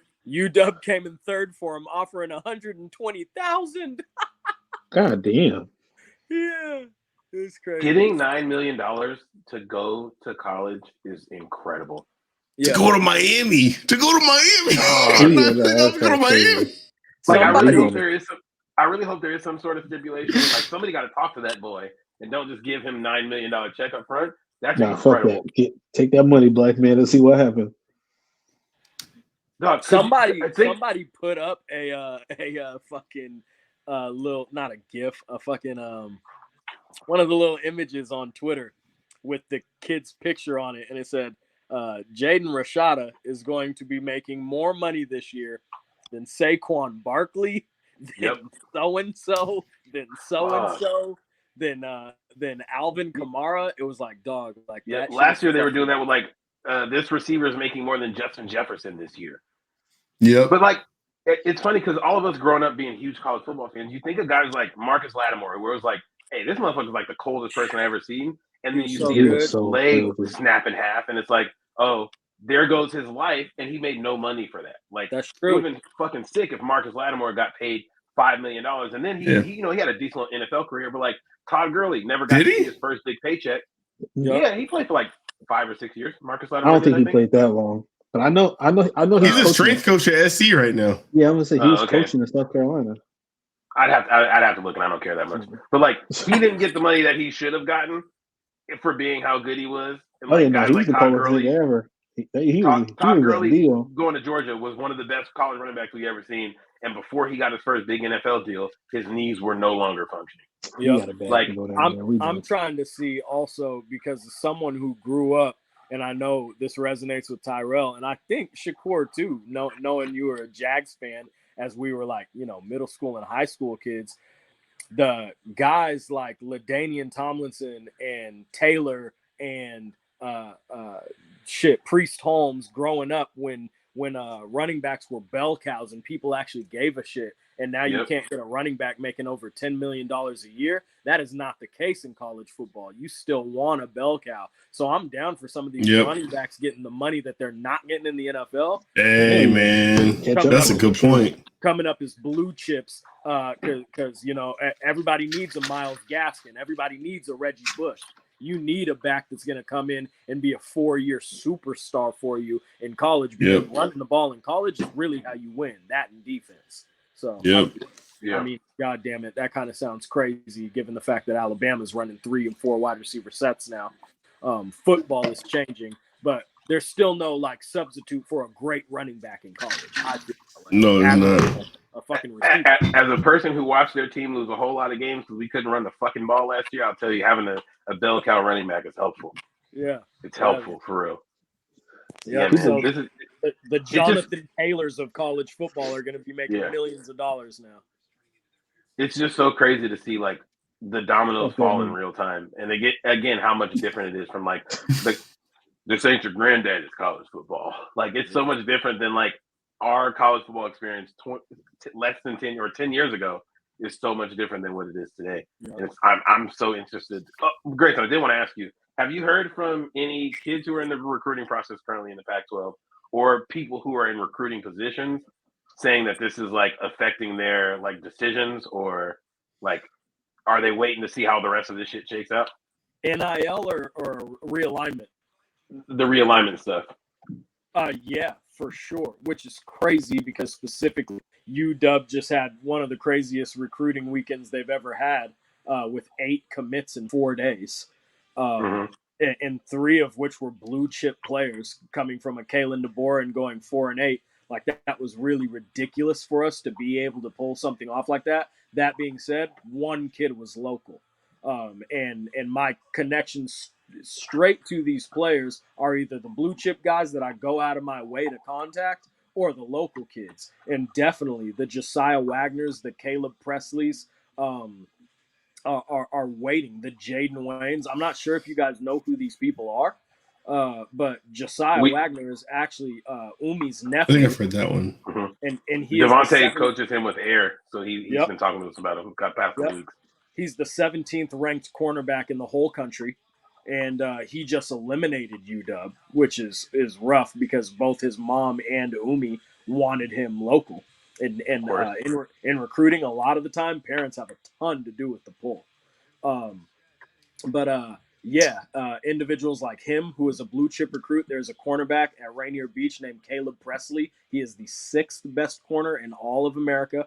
Washington's really coming up when it comes to football. And the number 3 defensive end in America goes to Lincoln. His name is Jaden Wayne. And he's the number 30 overall player in all of America. Lincoln's been having fucking talent. Someone just went from Lincoln to IMG, didn't they? That's him, Jaden Wayne. That's him? Okay, that's him? Okay. Yep, his senior year, he'll be playing at IMG. And then the quarterback at Lincoln, Jabari Johnson, is a 4-star quarterback, and he just committed to Mizzou last month over UW. Okay. That's crazy. Yeah, so I'm sorry. I know that I was asked a question, but the ADHD has taken me because I think it's a good opportunity to talk on it. The state of Washington is slowly creeping into the top 12 as far as talent in football. It's insanity. I feel like it translates because it's been that for basketball for our entire life. So you take those same athletes, and a lot of those guys are having kids and all this other shit, and the money's there now. Like our state is making more money. The I-5 corridor, and specifically with Devontae, Air, and FSP, Ford Sports Performance, are two AAU football programs that take these kids to Alabama, to Florida, to South Carolina, to Miami, to Penn State, and all of these different camps, and really let them show who they are. And these kids are coming out every single year. We've got a 5-star and 5 to 7 4-stars for the last 5, 6, 7 years. That is crazy. The state of Washington puts out fucking dogs. Yeah, which I feel like the number one player that talent's probably always been there, but these resources weren't. Like Vontae was telling us about that when he was on here a couple weeks ago. What star ranking would someone like Jordan Russell have had 10 years ago? Was that last week? Where it's like, he's just playing here and not being seen nowhere else. Yeah. Scott Crichton? Like, yeah, Scott. You talked about that last week. I said the last week, like Scott got to Oregon State, but like if the same like tools and things were in place when he was doing what he was doing, how far would that would have went? Off of a weekend in Corvallis. Can you imagine if he was with FSP? Dude would have been a 5-star. I swear on my mom, he would have been a top 50 player in the ended up in the league. You're probably right. Yeah, it's unbelievable. Yeah. It's unbelievable. The Allen Browns, who went unrecruited outside of 3 schools, I don't think that Allen was an illustrious athlete, but he was damn good, and he was definitely underrated. In the right spot. And him and the Jamal Birds and stuff with their build and their performance on the field, those would have been at least 3-star guys getting Pac-12 offers. Yep. It's crazy. That class that we had that had 5 people get recruited, and it was like a bunch of little schools. Those guys got that off of going nowhere. Yep. Jamal got a scholarship off of going literally nowhere. Eastern Oregon was like, please come play for us. He didn't go anywhere. You telling me Tacoma Baptist is not an elite camp? No. Absolutely. Tyler will get you to the moon, baby. Camps are so trash. So that's where all the real niggas is at. I went to 2. And those camps are so fucking like so basic. All right, look, we're gonna do Oklahoma. We wasn't really playing those. I went to some camp in like Vancouver, or it might have been in like Portland. I can't remember. I went to some camp out there. I never told anybody this. Nigga, I was getting like a third of my rep, bro. The one-on-one. Oh, I'm telling you, niggas from like Cali there.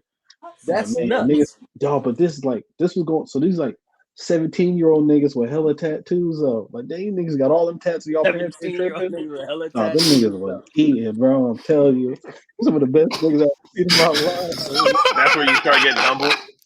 You start like, maybe I'm not cut out for the league. This niggas was fucking me up, and I don't know their name. I swear to God, AJ Green. Oh no! Julio Jones was there. Dog, I'm telling you. You got cooked by a nigga that works at Buc-ee's Brakes right now.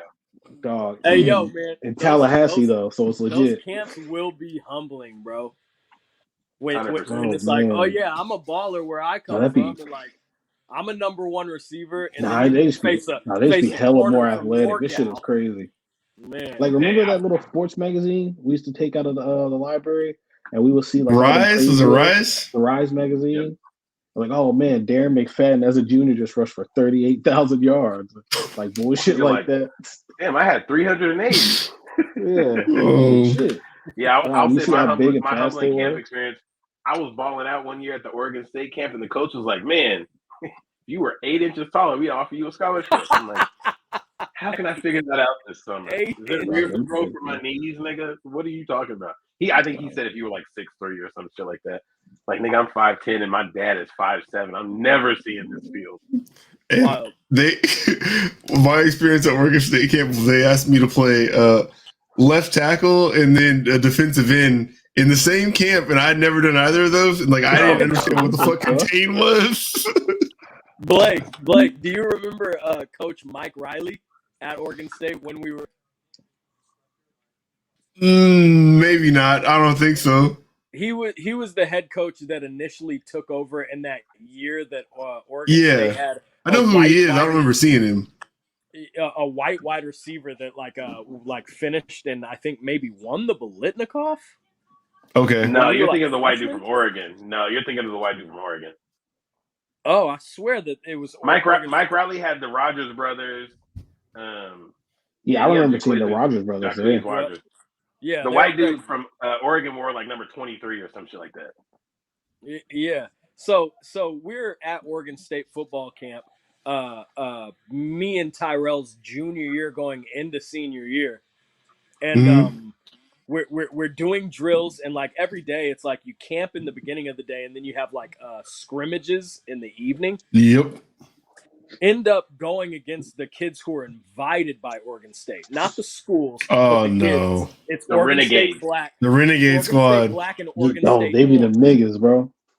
And they were They be so the real good. deal. There was Brandon Cooks playing corner and receiver. He was recruited as an athlete, and Kipa Ofohea, who was being recruited as a strong safety. Fucking on 2 successive routes, just 7'd them with Jake Nelson at quarterback, hit him with a post corner, got them both, caught the ball, solid grab on the Hawaiian kid, the second one. Mike Riley tells me, hey, man, you're too short, but we could have you play special teams as a junior or senior. I'm huffing and puffing because I can't breathe. I found out I had sports-induced asthma in Corvallis, and it was just a pipe dream from there. But that's our our offense came back to meet back. Sports. That's when the linemen do one-on-one. Our offense came back like, yo, there's this kid named Brandon Cooks, and he's like a 4-star, and Grayson just routed him. He's probably gonna go D1. Really? It didn't happen. It didn't happen. Oh my god! They were wasn't even supposed to be a corner. They just wanted him at corner because he was so small and he was a great athlete. Clearly, the top first round draft pick that's been traded for 5,000 first round draft picks at wide receiver. He got 1,000 yards everywhere he go though. I don't like hearing about college or high school football, but I'll let you tell that story for the rest of your life. You fucked up a nigga that made it to the league. Facts. There you go. And he was nice in the league. Somebody who I'm like, hey, maybe I can still nice. Like the 5th round in my fantasy draft. Everywhere he goes, you cooked him, so you go to in my book. Dog, Kenny Lees, one of our baseball teammates who came out to the camp just because we were low on numbers, scored a touchdown to win a 7-on-7 game on Brandon Cooks, and he will never let anyone not know that. Shit was crazy. That was y'all going into y'all senior year? Yes. Hey, remember the year before a nigga tried to come to Oregon State campus? It's like, nah, you graduated, nigga, get out of here. when Tiari tried to get on the bus, they're like, you don't. No, they did. Oh, okay. So never mind. I was gonna say he tried to going into my senior year. He came with us, but he did another year. Going into Jamal's senior year, he tried to go too. Yeah. He was on the bus and everything. Yeah, I was like, what the fuck? There's no more. That camp was fun, though. So you're their age. That camp was fun. Like, bro, you're 20. You're 20. Hey, they were fucking shit up, though. Wow. That nigga was trying to go up there and be God. That's hilarious. Now, I'll never forget that because that nigga looked so hurt. I was like, damn, bro. Sucks us up. I didn't know that. That's fucked up. No, we laughed so hard at that. There's some more examples, dog. Nigga, we laughed for like the first hour of that bus ride at that. People who, if these recruiting tools were around back then, Tiari Bell and Nick Edwards both would have gone D1 for sure. Yeah. For sure. Well, they probably should have still. I heard they just dumb as hell. I know like grades and stuff. Tiari didn't have good grades, but Nick Edwards was like an honor roll student. Are you sure? I'm positive. Yeah, dude was supposed to go to UW, but Cavario Middleton took his scholarship. I remember him mentioning that before they played basketball. Wow. He said before the game, I'm about to fuck him up. He took my scholarship before Lake played Boston in a basketball game. That's wild. Yeah. All right. Well, yeah. Well, Grayson, we really appreciate you for joining. Great contributor. Can't wait Make to sure I don't have anything else. Once UW decides to go to the fucking Canadian Football League or some shit, it's gonna be fantastic. Yeah, man.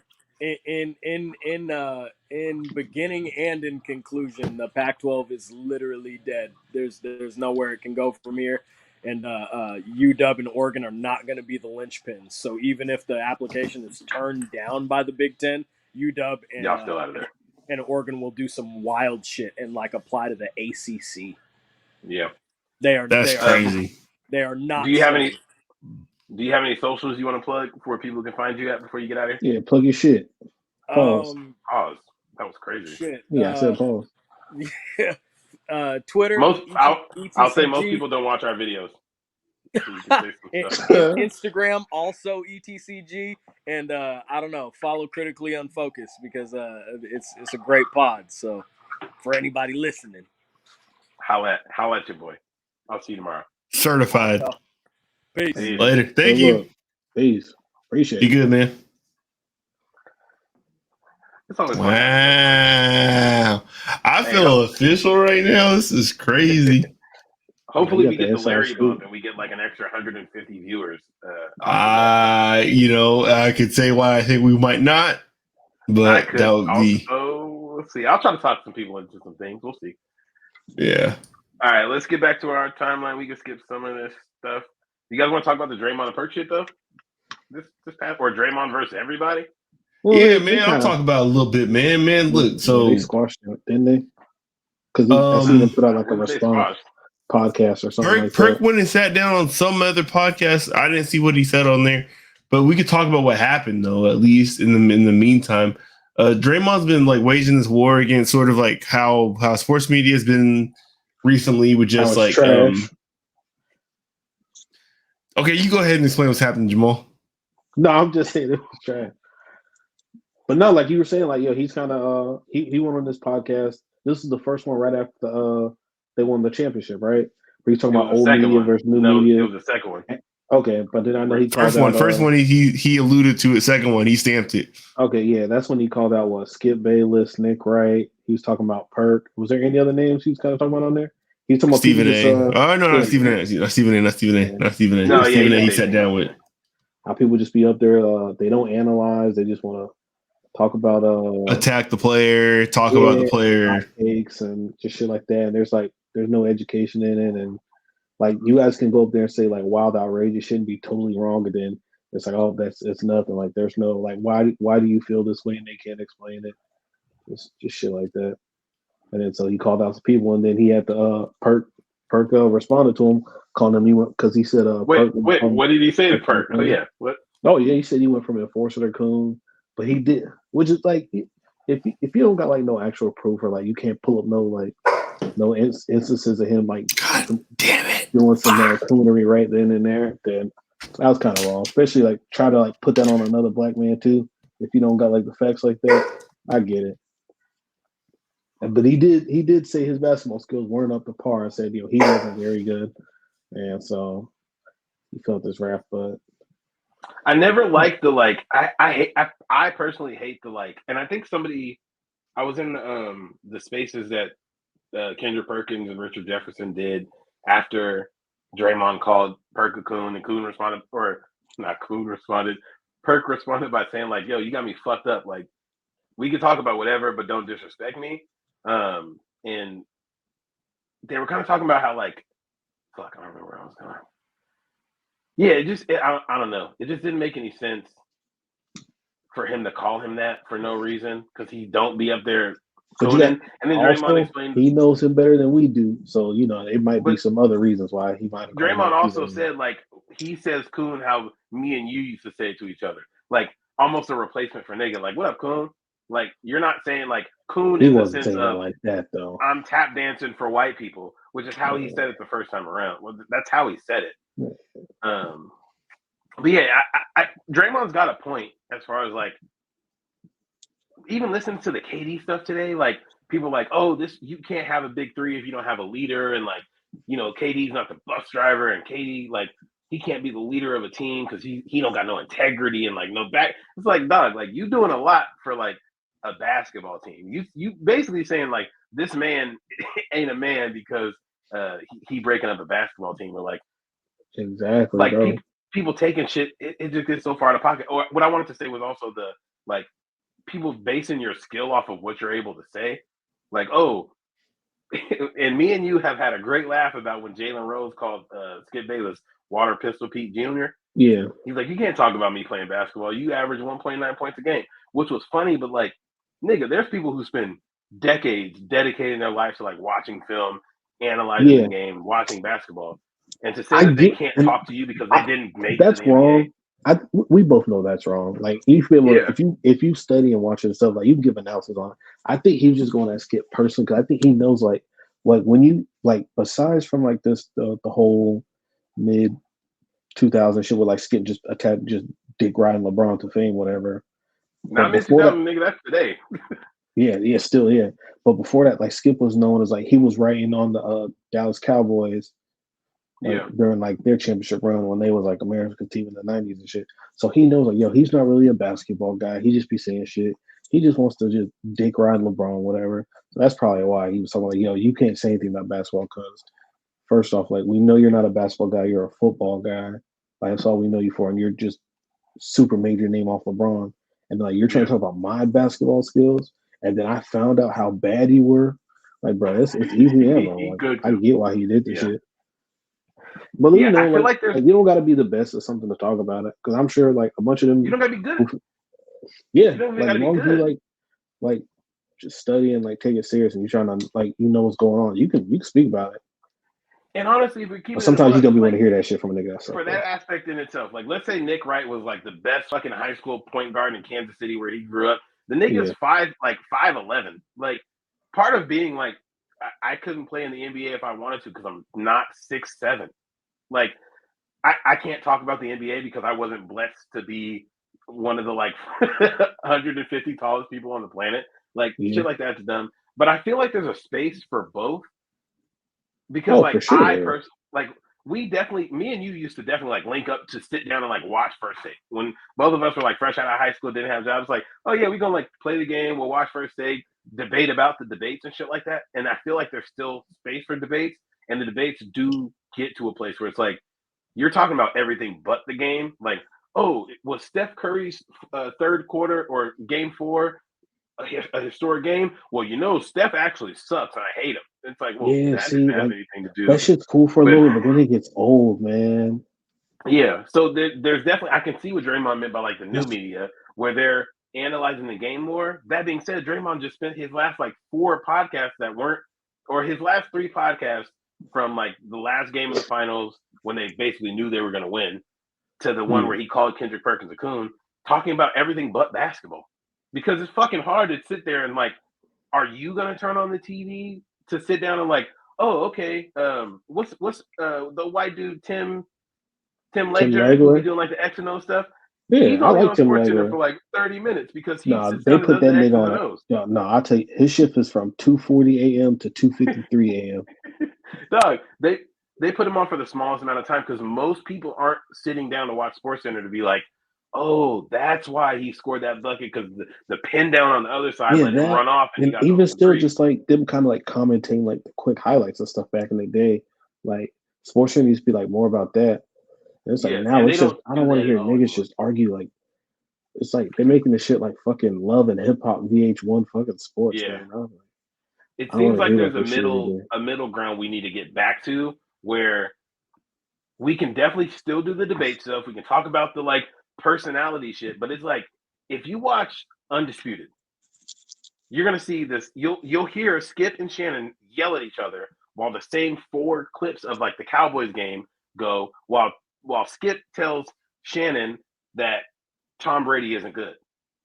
Like, what does this have to do with the Cowboys Bucks game or with the Cowboys Chargers game that happened last night?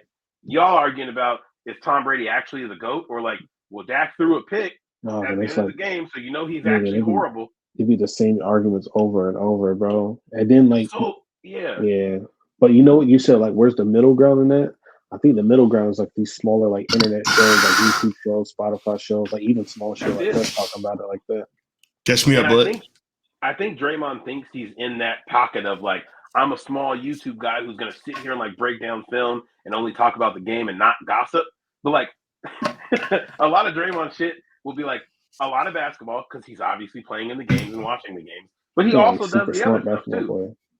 Yeah, he's just entertaining. We were just kind of talking about like kind of like how Draymond's right, Perk was right. Both of them had some wrongs as well. But how there can be some middle ground for media because things have shifted so far to like you're either debate only, which means you're probably talking very little about the game. and how people will watch. Oh, the Cowboys played the Packers yesterday, and the game was 37-31. And instead of talking about the intricacies of the game and how it got to that point, we're actually going to talk about, does this mean that Aaron Rodgers is actually a top 5 quarterback of all time? Like the shit that just doesn't correlate and doesn't. It's what sells, obviously, because it's what's on TV. So they have to keep doing it because people aren't sitting down to like listen to like Move the Sticks talk about football. So it's like there's got to be a middle ground somewhere where we're getting both, and it just doesn't seem like. It seems like Draymond hates the fact that like the debate should exist at all, where there's clearly a lane for it, and wants everything to be like X's and O's, where clearly people aren't looking for that because those aren't the people who are being on TV, put on TV. I'm gonna just hop in right here without any context on what y'all have already said. I think the middle ground will never exist. I think what's going to exist is that what we have today, because it's based on what is working, what's getting responses, getting people to share shit on Facebook, retweet shit on Twitter, get active in the comments on YouTube. It's like that's what it's based on, right? So whatever gets that to keep moving, because that's where ad dollars is, that's what we're gonna keep, right? If you want the X's and O's, if you want more breakdowns, you have podcasts for that. You have other YouTube channels for that. Yep. But in no way are FS1 and ESPN beholden to giving us what is happening, explaining the intricacies of basketball to us. I don't think that's ever going to happen. Yep. Like that's not where we're at today. And I think that's perfectly okay. I just feel like people, where Draymond's like old media versus new media, where I guess in the literal sense of it, it kind of is old versus new. But like the debate shit is new. Like SportsCenter wasn't always that. They would just talk about the like highlights of the game and move on. But it's just two different. Like it's media. It's all media, but it's different across the board. It's not super new though, because like First Take been around since like 2014, 20. Before that. No, like 20. It was Cold Pizza before that. Skip just talked about this on his show because like Stephen A. had said something about him. So like he talked about like when he brought him on and everything like that. I think it might have been like 2012, 2010 or something. I think it was 2010 because I was about to say I was definitely still in high school when First Take was the thing. So you're talking about like it's been like this for the past 12 years, and like the biggest personality we have in sports media, who's probably Stephen A. If it's not, it's Skip Bayless. Like those are the two. Both of them are debate media. Like that's what they do. Like they don't do analysis. They don't do interviews. They don't do breakdowns. The two biggest sports platforms. But yeah, to your point, like I can watch, and I don't even really watch the like debate stuff. It can be entertaining at times, and I want to see what they'll say about specific things. But like most of my sports consumption, because I choose to, because I care more about the intricacies and the X's and O's, I go to like The Athletic. I listen to their podcast about football and basketball. I like listen to everything, Move the Sticks, where it's like they're talking more about less of is KD actually not a man because he didn't do this thing. They're talking just about the basketball and stuff like that. And those things are out there. So I feel like it's just a waste of energy for Draymond to like keep harping on these. And it's also somewhat warranted because if someone's also going to work every day telling me that I'm like, you're not shit because you didn't score 40 last night. It don't matter. Like this, like, what I'm saying though is like, because I see the same complaint, like it happens on like the NBA subreddit, like all the time. They complain about ESPN's coverage of the NBA. And I'm like, dog, like y'all do not have to watch them or care about this shit. Like you don't have to go try to watch the ESPN NBA halftime show and complain that it's mostly ads. Like who the fuck cares? You're watching basketball. Like they want like the NBA and TNT guys to do everything. And it's like, dude, like, they're mostly ads too. It's like I don't know. Like it's just dumb. It's just dumb. Like if you want more shit, if you want deeper discussion about basketball, there's places to have that. You just can't don't talk about it as if like this is the only place you can have that content. Like it's not. There's more places today than there's ever been. You don't have to listen to them for that. Like you can go anywhere you want to go. I feel like the success of things like the Manning cast and like they do like the players night in the NBA where they have like players watch the game there's value in that because like they don't like that. Look, these motherfuckers like that. They want Zach Lowe and Nate Duncan to talk about the game. That's it. Yeah. That's what they want. That's all these fucking nerds want. That's it. They don't. Yeah. If Jamal Crawford's talking about the game, it's like, oh my god, he's not really good at commentating. It's coded shit, bro. I'm telling you, just it is definitely coded shit, and I guess that's what ESPN does. They're playing to Majority. Most people are going to come here, turn the TV on. You might be at a bar where there's 47 people watching this game with the volume off. Like, we don't care about like the quality of it. But yeah, if you're sitting down, I feel like there should be another avenue. If you're like, I'm going to sit down and watch this football game and I want to know more than just like what Chris Collinsworth is telling me, but like you're also expecting to be teams of people having their but own. There is like there's thousands of live streams for every single primetime football game on YouTube. You can just go find them though. Oh, that's true. That's a good point. I mean, they're watch alongs. You're not going to get to watch the game on that person's stream, but that person's watching the game as you're watching it, and you can see like they'll give you whatever the fuck is going on. Like, and I'll say, I guess as someone who works with the public, people want everything spoon fed to them as easily as possible, essentially. Which obviously you know that based on reading these comments. I don't want to have my iPad up. And I'm not even saying me, because there are times where I'll like have stuff up. Yeah, people want shit like, oh. I want the Zach Lowe podcast to be live recording while the Magic play the Heat on Thursday night, and I want to know every detail about every guy. That's y'all gonna be like perpetually sad. Yeah, 100%. And I just wish that I couldn't see you be sad. I wish you could go complain to a place where I couldn't see it, because you're annoying as hell. But yeah, there's definitely two different lanes for sports media. I think where it is the mass consumption. Stephen A is going to be on TV for 3 hours. So every hour is one thing and it repeats the next hour unless there's breaking news. But there are motherfuckers who will sit there for 3 hours and watch that and be like, why the fuck didn't they talk about the Magic's comeback against the Rockets last night? We came back from down 20. Because nobody gives a fuck about that. You got to go listen to your pod for that. You got to go listen to your YouTube guy for that. But people want you're getting Lakers, Cowboys, Tom Brady, Aaron Rodgers, and Mahomes. Yep. Mahomes. Maybe the Yankees, they do some hot shit. Maybe. The Yankees are killing shit this year. I had a topic about this. The Yankees are killing shit this year, and if you watch regular sports shit, you would have no clue. I was digging into some John Boy shit the other day after he did a video on the brawl that the Angels and the Mariners had. So I just started going back and just watching his most recent videos. And he made a video about like I don't even remember the two teams that were playing, but a comeback that a team had where like they walked this guy and then they shifted here and then they did this. And it's like, if I was just watching baseball or just seeing the highlights of the game, it's like, oh, like they ended up losing, but here's how they came back from down so much. I wouldn't have if I'm just watching the highlights, I would never have known that.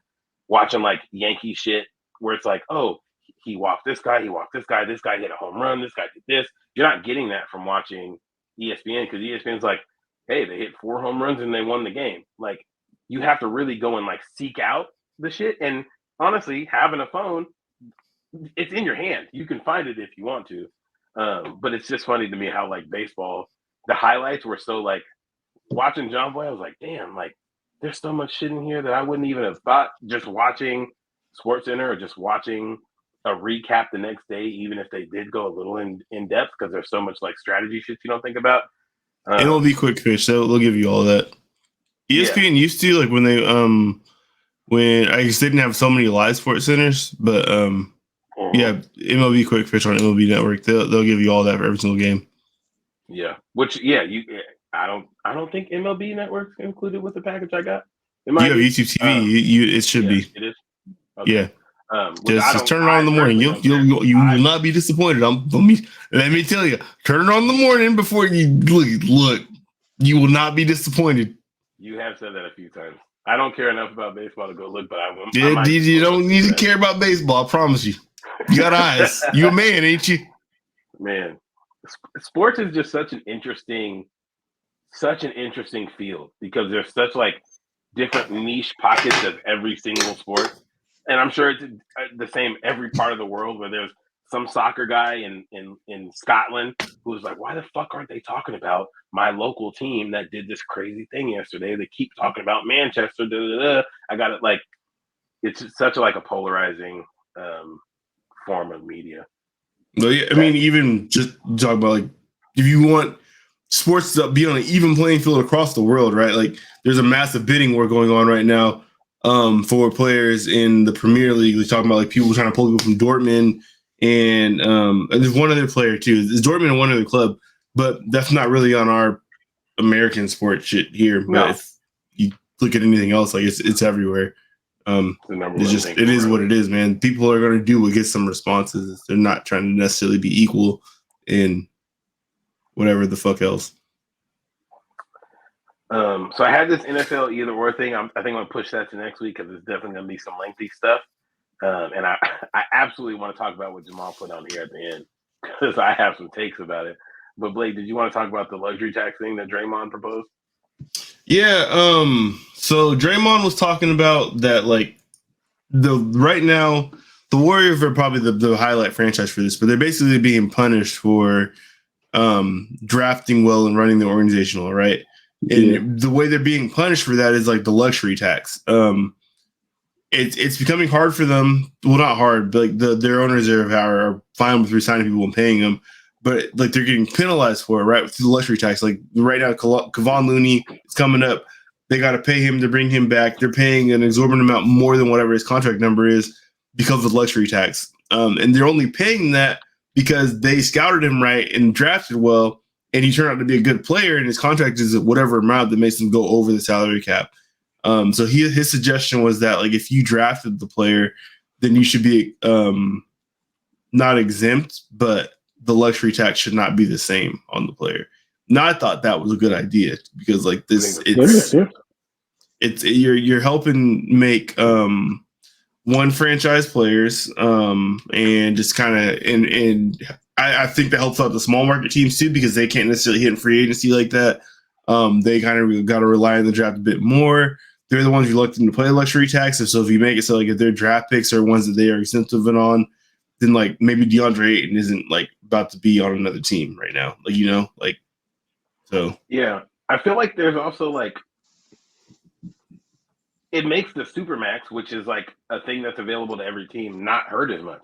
Teams that sign players to the Supermax are basically in a spot where it's like we really, really want to keep our guy. We know if we offer him anything less than the Supermax, he's going to leave. So we have to offer it to him, but like we're going to be punished for it on the back end. Minnesota's going to end up being punished for like re-signing Cat when they want to go ahead and re-sign Ant because of course you're going to fucking re-sign Ant, and you traded for Rudy Gobert, so you got 3 potential Supermax guys on your team to try to like put together the best possible team you can. You're going to be punished for it. So yeah, I think it should definitely have some stipulations because it's not a luxury to draft players. I feel like the luxury tax, when I think of it, luxury. Oh, if you're paying hella for all them free agents. If I'm the Warriors and I have all my drafted guys and I go and get Kevin Durant and want to pay him the Supermax as well, that's a luxury. We got to pay some extra taxes on that. It doesn't make sense for them to have to pay the luxury tax on Steph, Clay, and Draymond, who they drafted and kept there, kept happy, kept paid for a decade and some change. Yeah, I'm all for that. My big argument was in the NBA, right? Like, because there is basically zero penalty for just not being competitive, not trying to win, you kind of people are worried that like this rule would like incentivize losing. But it's like right now in the NBA, if you feel like you don't have a chance to win the championship, teams tank as it is. I don't think it's gonna make it any worse just because like the only reason that tanking is possible is because there's no penalty for just fucking punting games or punting a season. Like you're still making money. The small market teams get the revenue share from the luxury tax as it is. Like, but the contrast to that would be like the British Premier League, like where our soccer, where if you are in the bottom of the league, you get relegated. You get sent down to a lower league. So you're making less money the next year. So teams don't just punt seasons like that. They don't have a draft like the NBA or NFL does. So it's not apples to apples here, but it's just I don't think this necessarily makes the league less competitive because a draft pick you don't pay luxury tax on. Because even if that's the case, like you still got to wait like 5 years and hope that draft pick plays to a max level in order for this rule to even benefit you in the first place. Like, yeah, I can't see how it would incentivize losing like in any way. I've also always been a fan of the relegation thing for every sport. Like it would be super dope if every sport like had a lower league where relegation became a thing. But yeah, like if you think about a team like Memphis, who like is gonna max Ja, probably gonna max Jaren Jackson Jr. at some point. Like teams that don't make a lot of money in smaller markets that have players that they were fortunate enough to be bad enough at the right time to draft well, who performed up to those standards and want to pay them, Memphis is going to end up in the luxury tax at some point because they paid Desmond Bain, John Morant, and Jaren Jackson Jr. and they're going to get penalized for like drafting good players, and they don't make that money. Like they don't make enough money to be luxury tax team, which then incentivizes them to be bad because they're like, well, I don't want to pay the tax, so like we're going to ship Jaren Jackson Jr. to fucking Milwaukee. He's going to go play with Giannis, and like you're going to create another super team, and we're not going to pay the tax, so it doesn't matter. So yeah, I don't. It's ridiculous to think that would make teams less competitive. Your teams are less competitive when they have to pay the luxury tax. Billionaires are for fucking cheap for some reason, which makes no sense to me. No, I mean they're getting a free ride to a bunch of fucking money. That's what it is. Yeah, it's nasty. Penalize you for getting a free ride to a bunch of fucking money. How about that? My allergies. My allergies. Jamal, I don't know if do you guys want to talk about any of the other basketball stuff on here before we get to Jamal stuff? What else happened in basketball? Is there anything else? I know. I'm just happy something. So what else? Do I have anything else on there related to basketball? Detroit basketball. Just shout out to them and like how they've been handling their rebuild with their drafts, their trades. They got a good young core now with like Cade, Sadiq Bey, Jalen Duren, Isaiah Stewart. That's a great young core. God the damn. Fucking Australian dude. They have a point guard too. Yeah, they got a lot of good shit going on out there. And then I like the trade they made with my team, the Knicks, to pick up the team. They got Alec Burks and Nerlens Noel. Both of them are very productive. I think they help out there. Jaden Ivey. You guys re-signed, what's his name today? Mitchell Robinson, yeah, 4 years, $60 million, yeah. That's a lot of fucking good players. Detroit about to sneak up on somebody.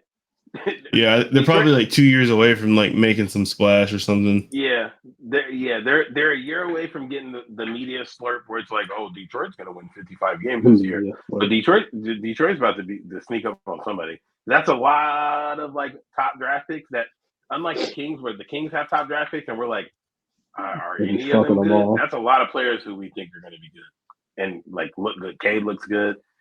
Yeah, that's great for them. Blake about to die. Long day, my boy. A lot of imaging computers, fun stuff. I know you guys be tired looking at that damn screen all day, and then you come here and do it. Just next. Move this one off. Next. Move this one off. Goddamn. All right, Blake. Or no, I'm sorry. All right, Shakur. You want to talk to us about your zombie apocalypse theories? Oh no, I don't know why I was thinking about this stuff today, but I was thinking like, yo, so the first time I had the question was, what's the worst place? Like when it starts breaking out, people start turning into zombies. What do you think is the worst place to be? The grocery store. I was thinking like a live sporting event. Oh yeah, sporting event for sure. Yeah, maybe like that many people. Yeah, on the table in surgery, like incapacitated. Oh shit, that might be the best place to be because you sleep. You just gonna die and not know you died. I want to live though. Like I want to live and get back to my family. So. I would rather die and not know that I died because of a zombie apocalypse. I was thinking the grocery store because like people just already don't know how to act. You're gonna be scrambling. People gonna be running in trying to get shit. People gonna be turning into zombies in the grocery store and shit like that. A live sporting event's fucking awful, also though. Or just lit at the booty club. I'm at the paint and the zombie apocalypse broke out. She was giving me a lap dance and turned around with a zombie. Drunk off your ass. It's gonna take an act of God for you to stand up. Zombie apocalypse kicks off. You got ass all around you. Does the zombie apocalypse count as an act of God? Nah, probably not. No? Okay, it's probably man-made. I mean, it might, but it's probably not the one that you need. Facts. Dog, there's so many bad places.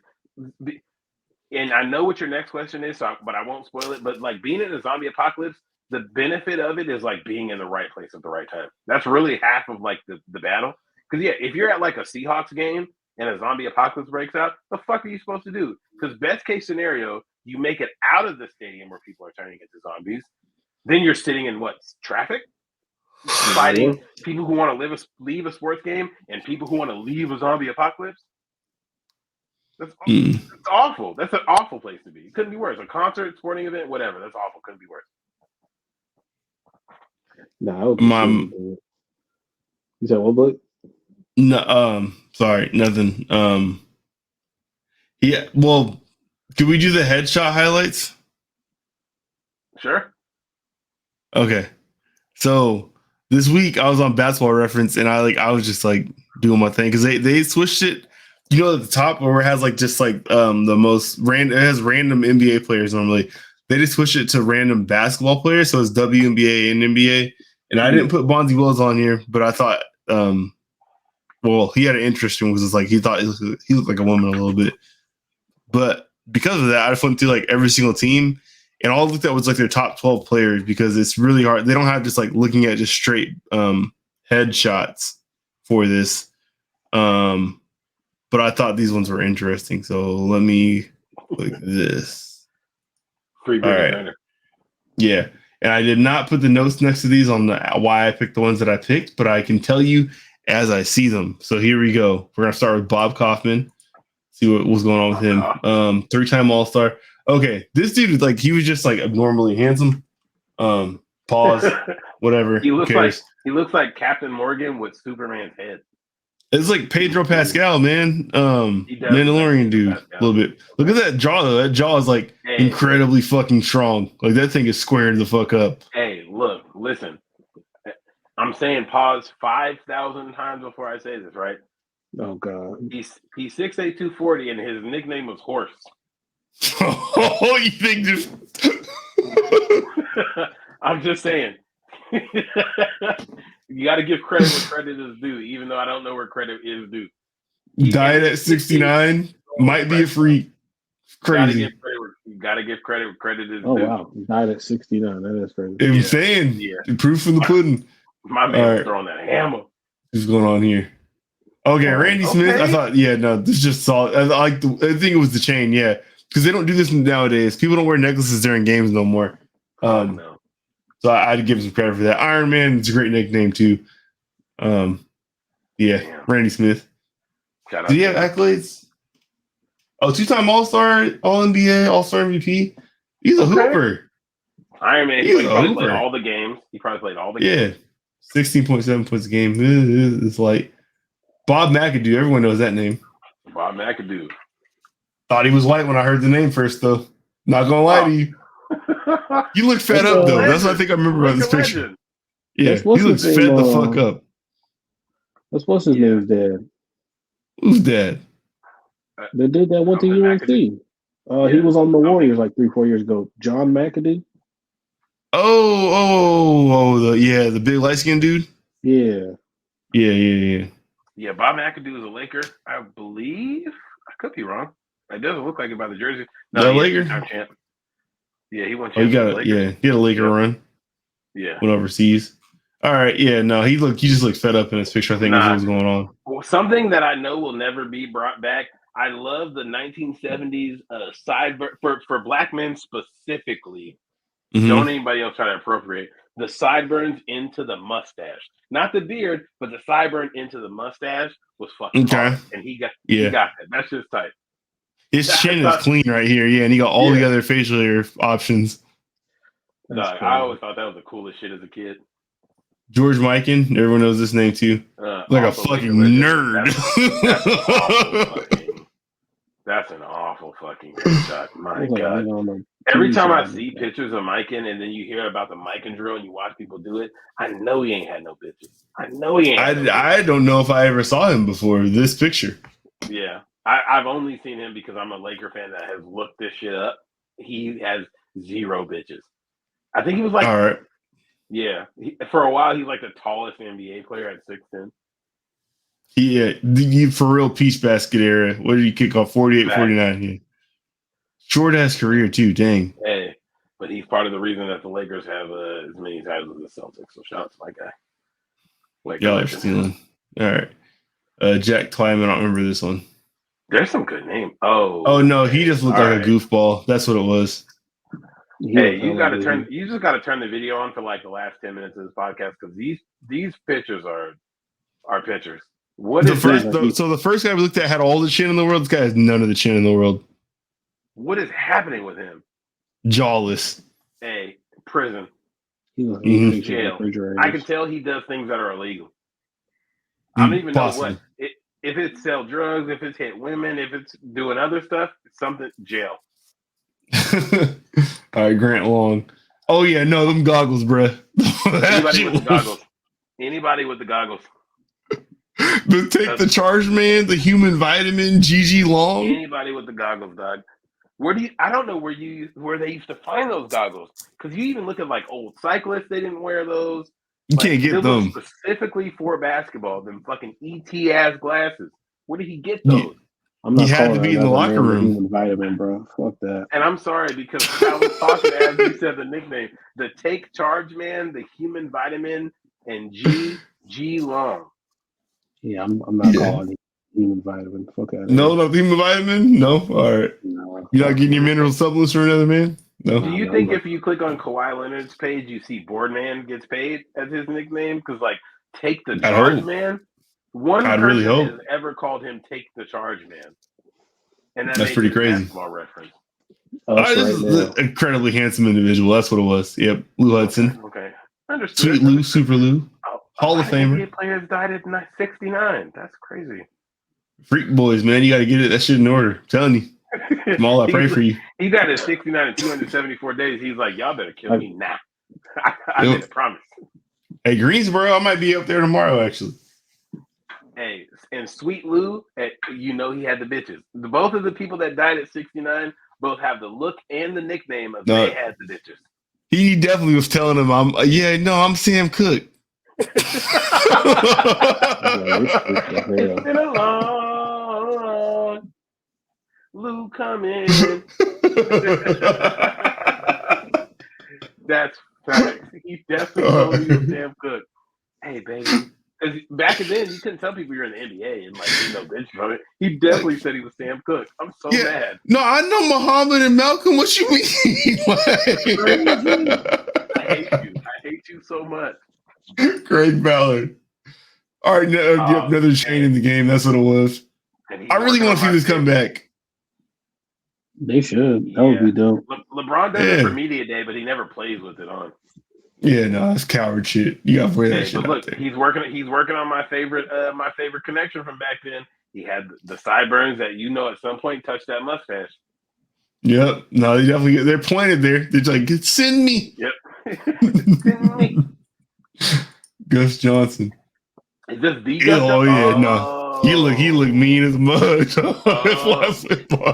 It's a cold piece right here. And he died at 48. This is what they were talking about when they were like, "Oh, Draymond would get punched in the face." Where's he at? Oh no, he was out. He was out in Baltimore too. What was he on? Yeah. This nigga was Chris from The Wire. He definitely kept a knife on him in the game. In the game. Yeah, that's crazy to think about dying at 48. That's not old at all. Hell no. Hall of Fame. He was the second pick of the second round. He got drafted 11th overall. Shit. And he's Gus Johnson Jr. What Gus Johnson Sr. look like? And how was this nigga in the Hall of Fame? I got so many questions. This but meaner. What the fuck? He had some accolades. I saw 4 NBA. In 1961. He's getting it in. Elvin Hayes getting it in. Doing this thing. Also very serious. Why did you pick this picture? No. He looked high. His face is blending in with his lineup. Yeah, he a legend. Elvin Hayes is a legend. He got a lot of accolades. He got a whole lot of accolades. It's a lot of. That's a lot of it. That's all right. I remember this one. This is Paul Silas. Puka shells, baby. Puka shells. He was outside. This is the coolest nigga in NBA history. He's high as a fucking kite in this picture. Got the perfectly picked out Indian silky afro with puka shells. He's cooked in that. Captain Late, the snake, the late Mr. Psy. Or just Psy? This is just Psy if you're nasty. I've ever seen in my life. And wait, hold on. Click on his son's profile because it says Xavier Silas. It says his son was in the NBA. I need to see what his son looked like. Boo! Oh, he might still be in. That's the Nuggets' current jersey. He's 34 years old. Stop. Oh, wow. Wait. He had a 6-year gap. What? Probably play overseas or something. What? No, they're gonna put that in here. They note that shit. They're gonna put that in there.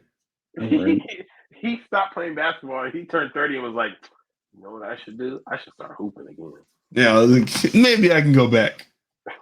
That just shows how nice he is. Wow. Maybe. No, don't close it. Go back. Okay, never mind. Oh, go back to him? No. I just thought, ignore me. All right. Yeah, no, look at the Lionel Richie shit on him, boy. These were my favorite, I never was alive to see. Well, I wasn't cognizant to see these. The warm-ups? But the basketball warm-ups where they had the collar with that button all the way up. Because niggas would wear those out. I remember my dad wearing those places where it would just be Bulls, button up, fucking polo warm-up fit. That's so hard with the silky pants. They looked right then. I don't know about wearing that shit out. Them collar big as hell. The Brian Colangelo collar. That's a big ass collar. Niggas don't find your new slant. Collar now.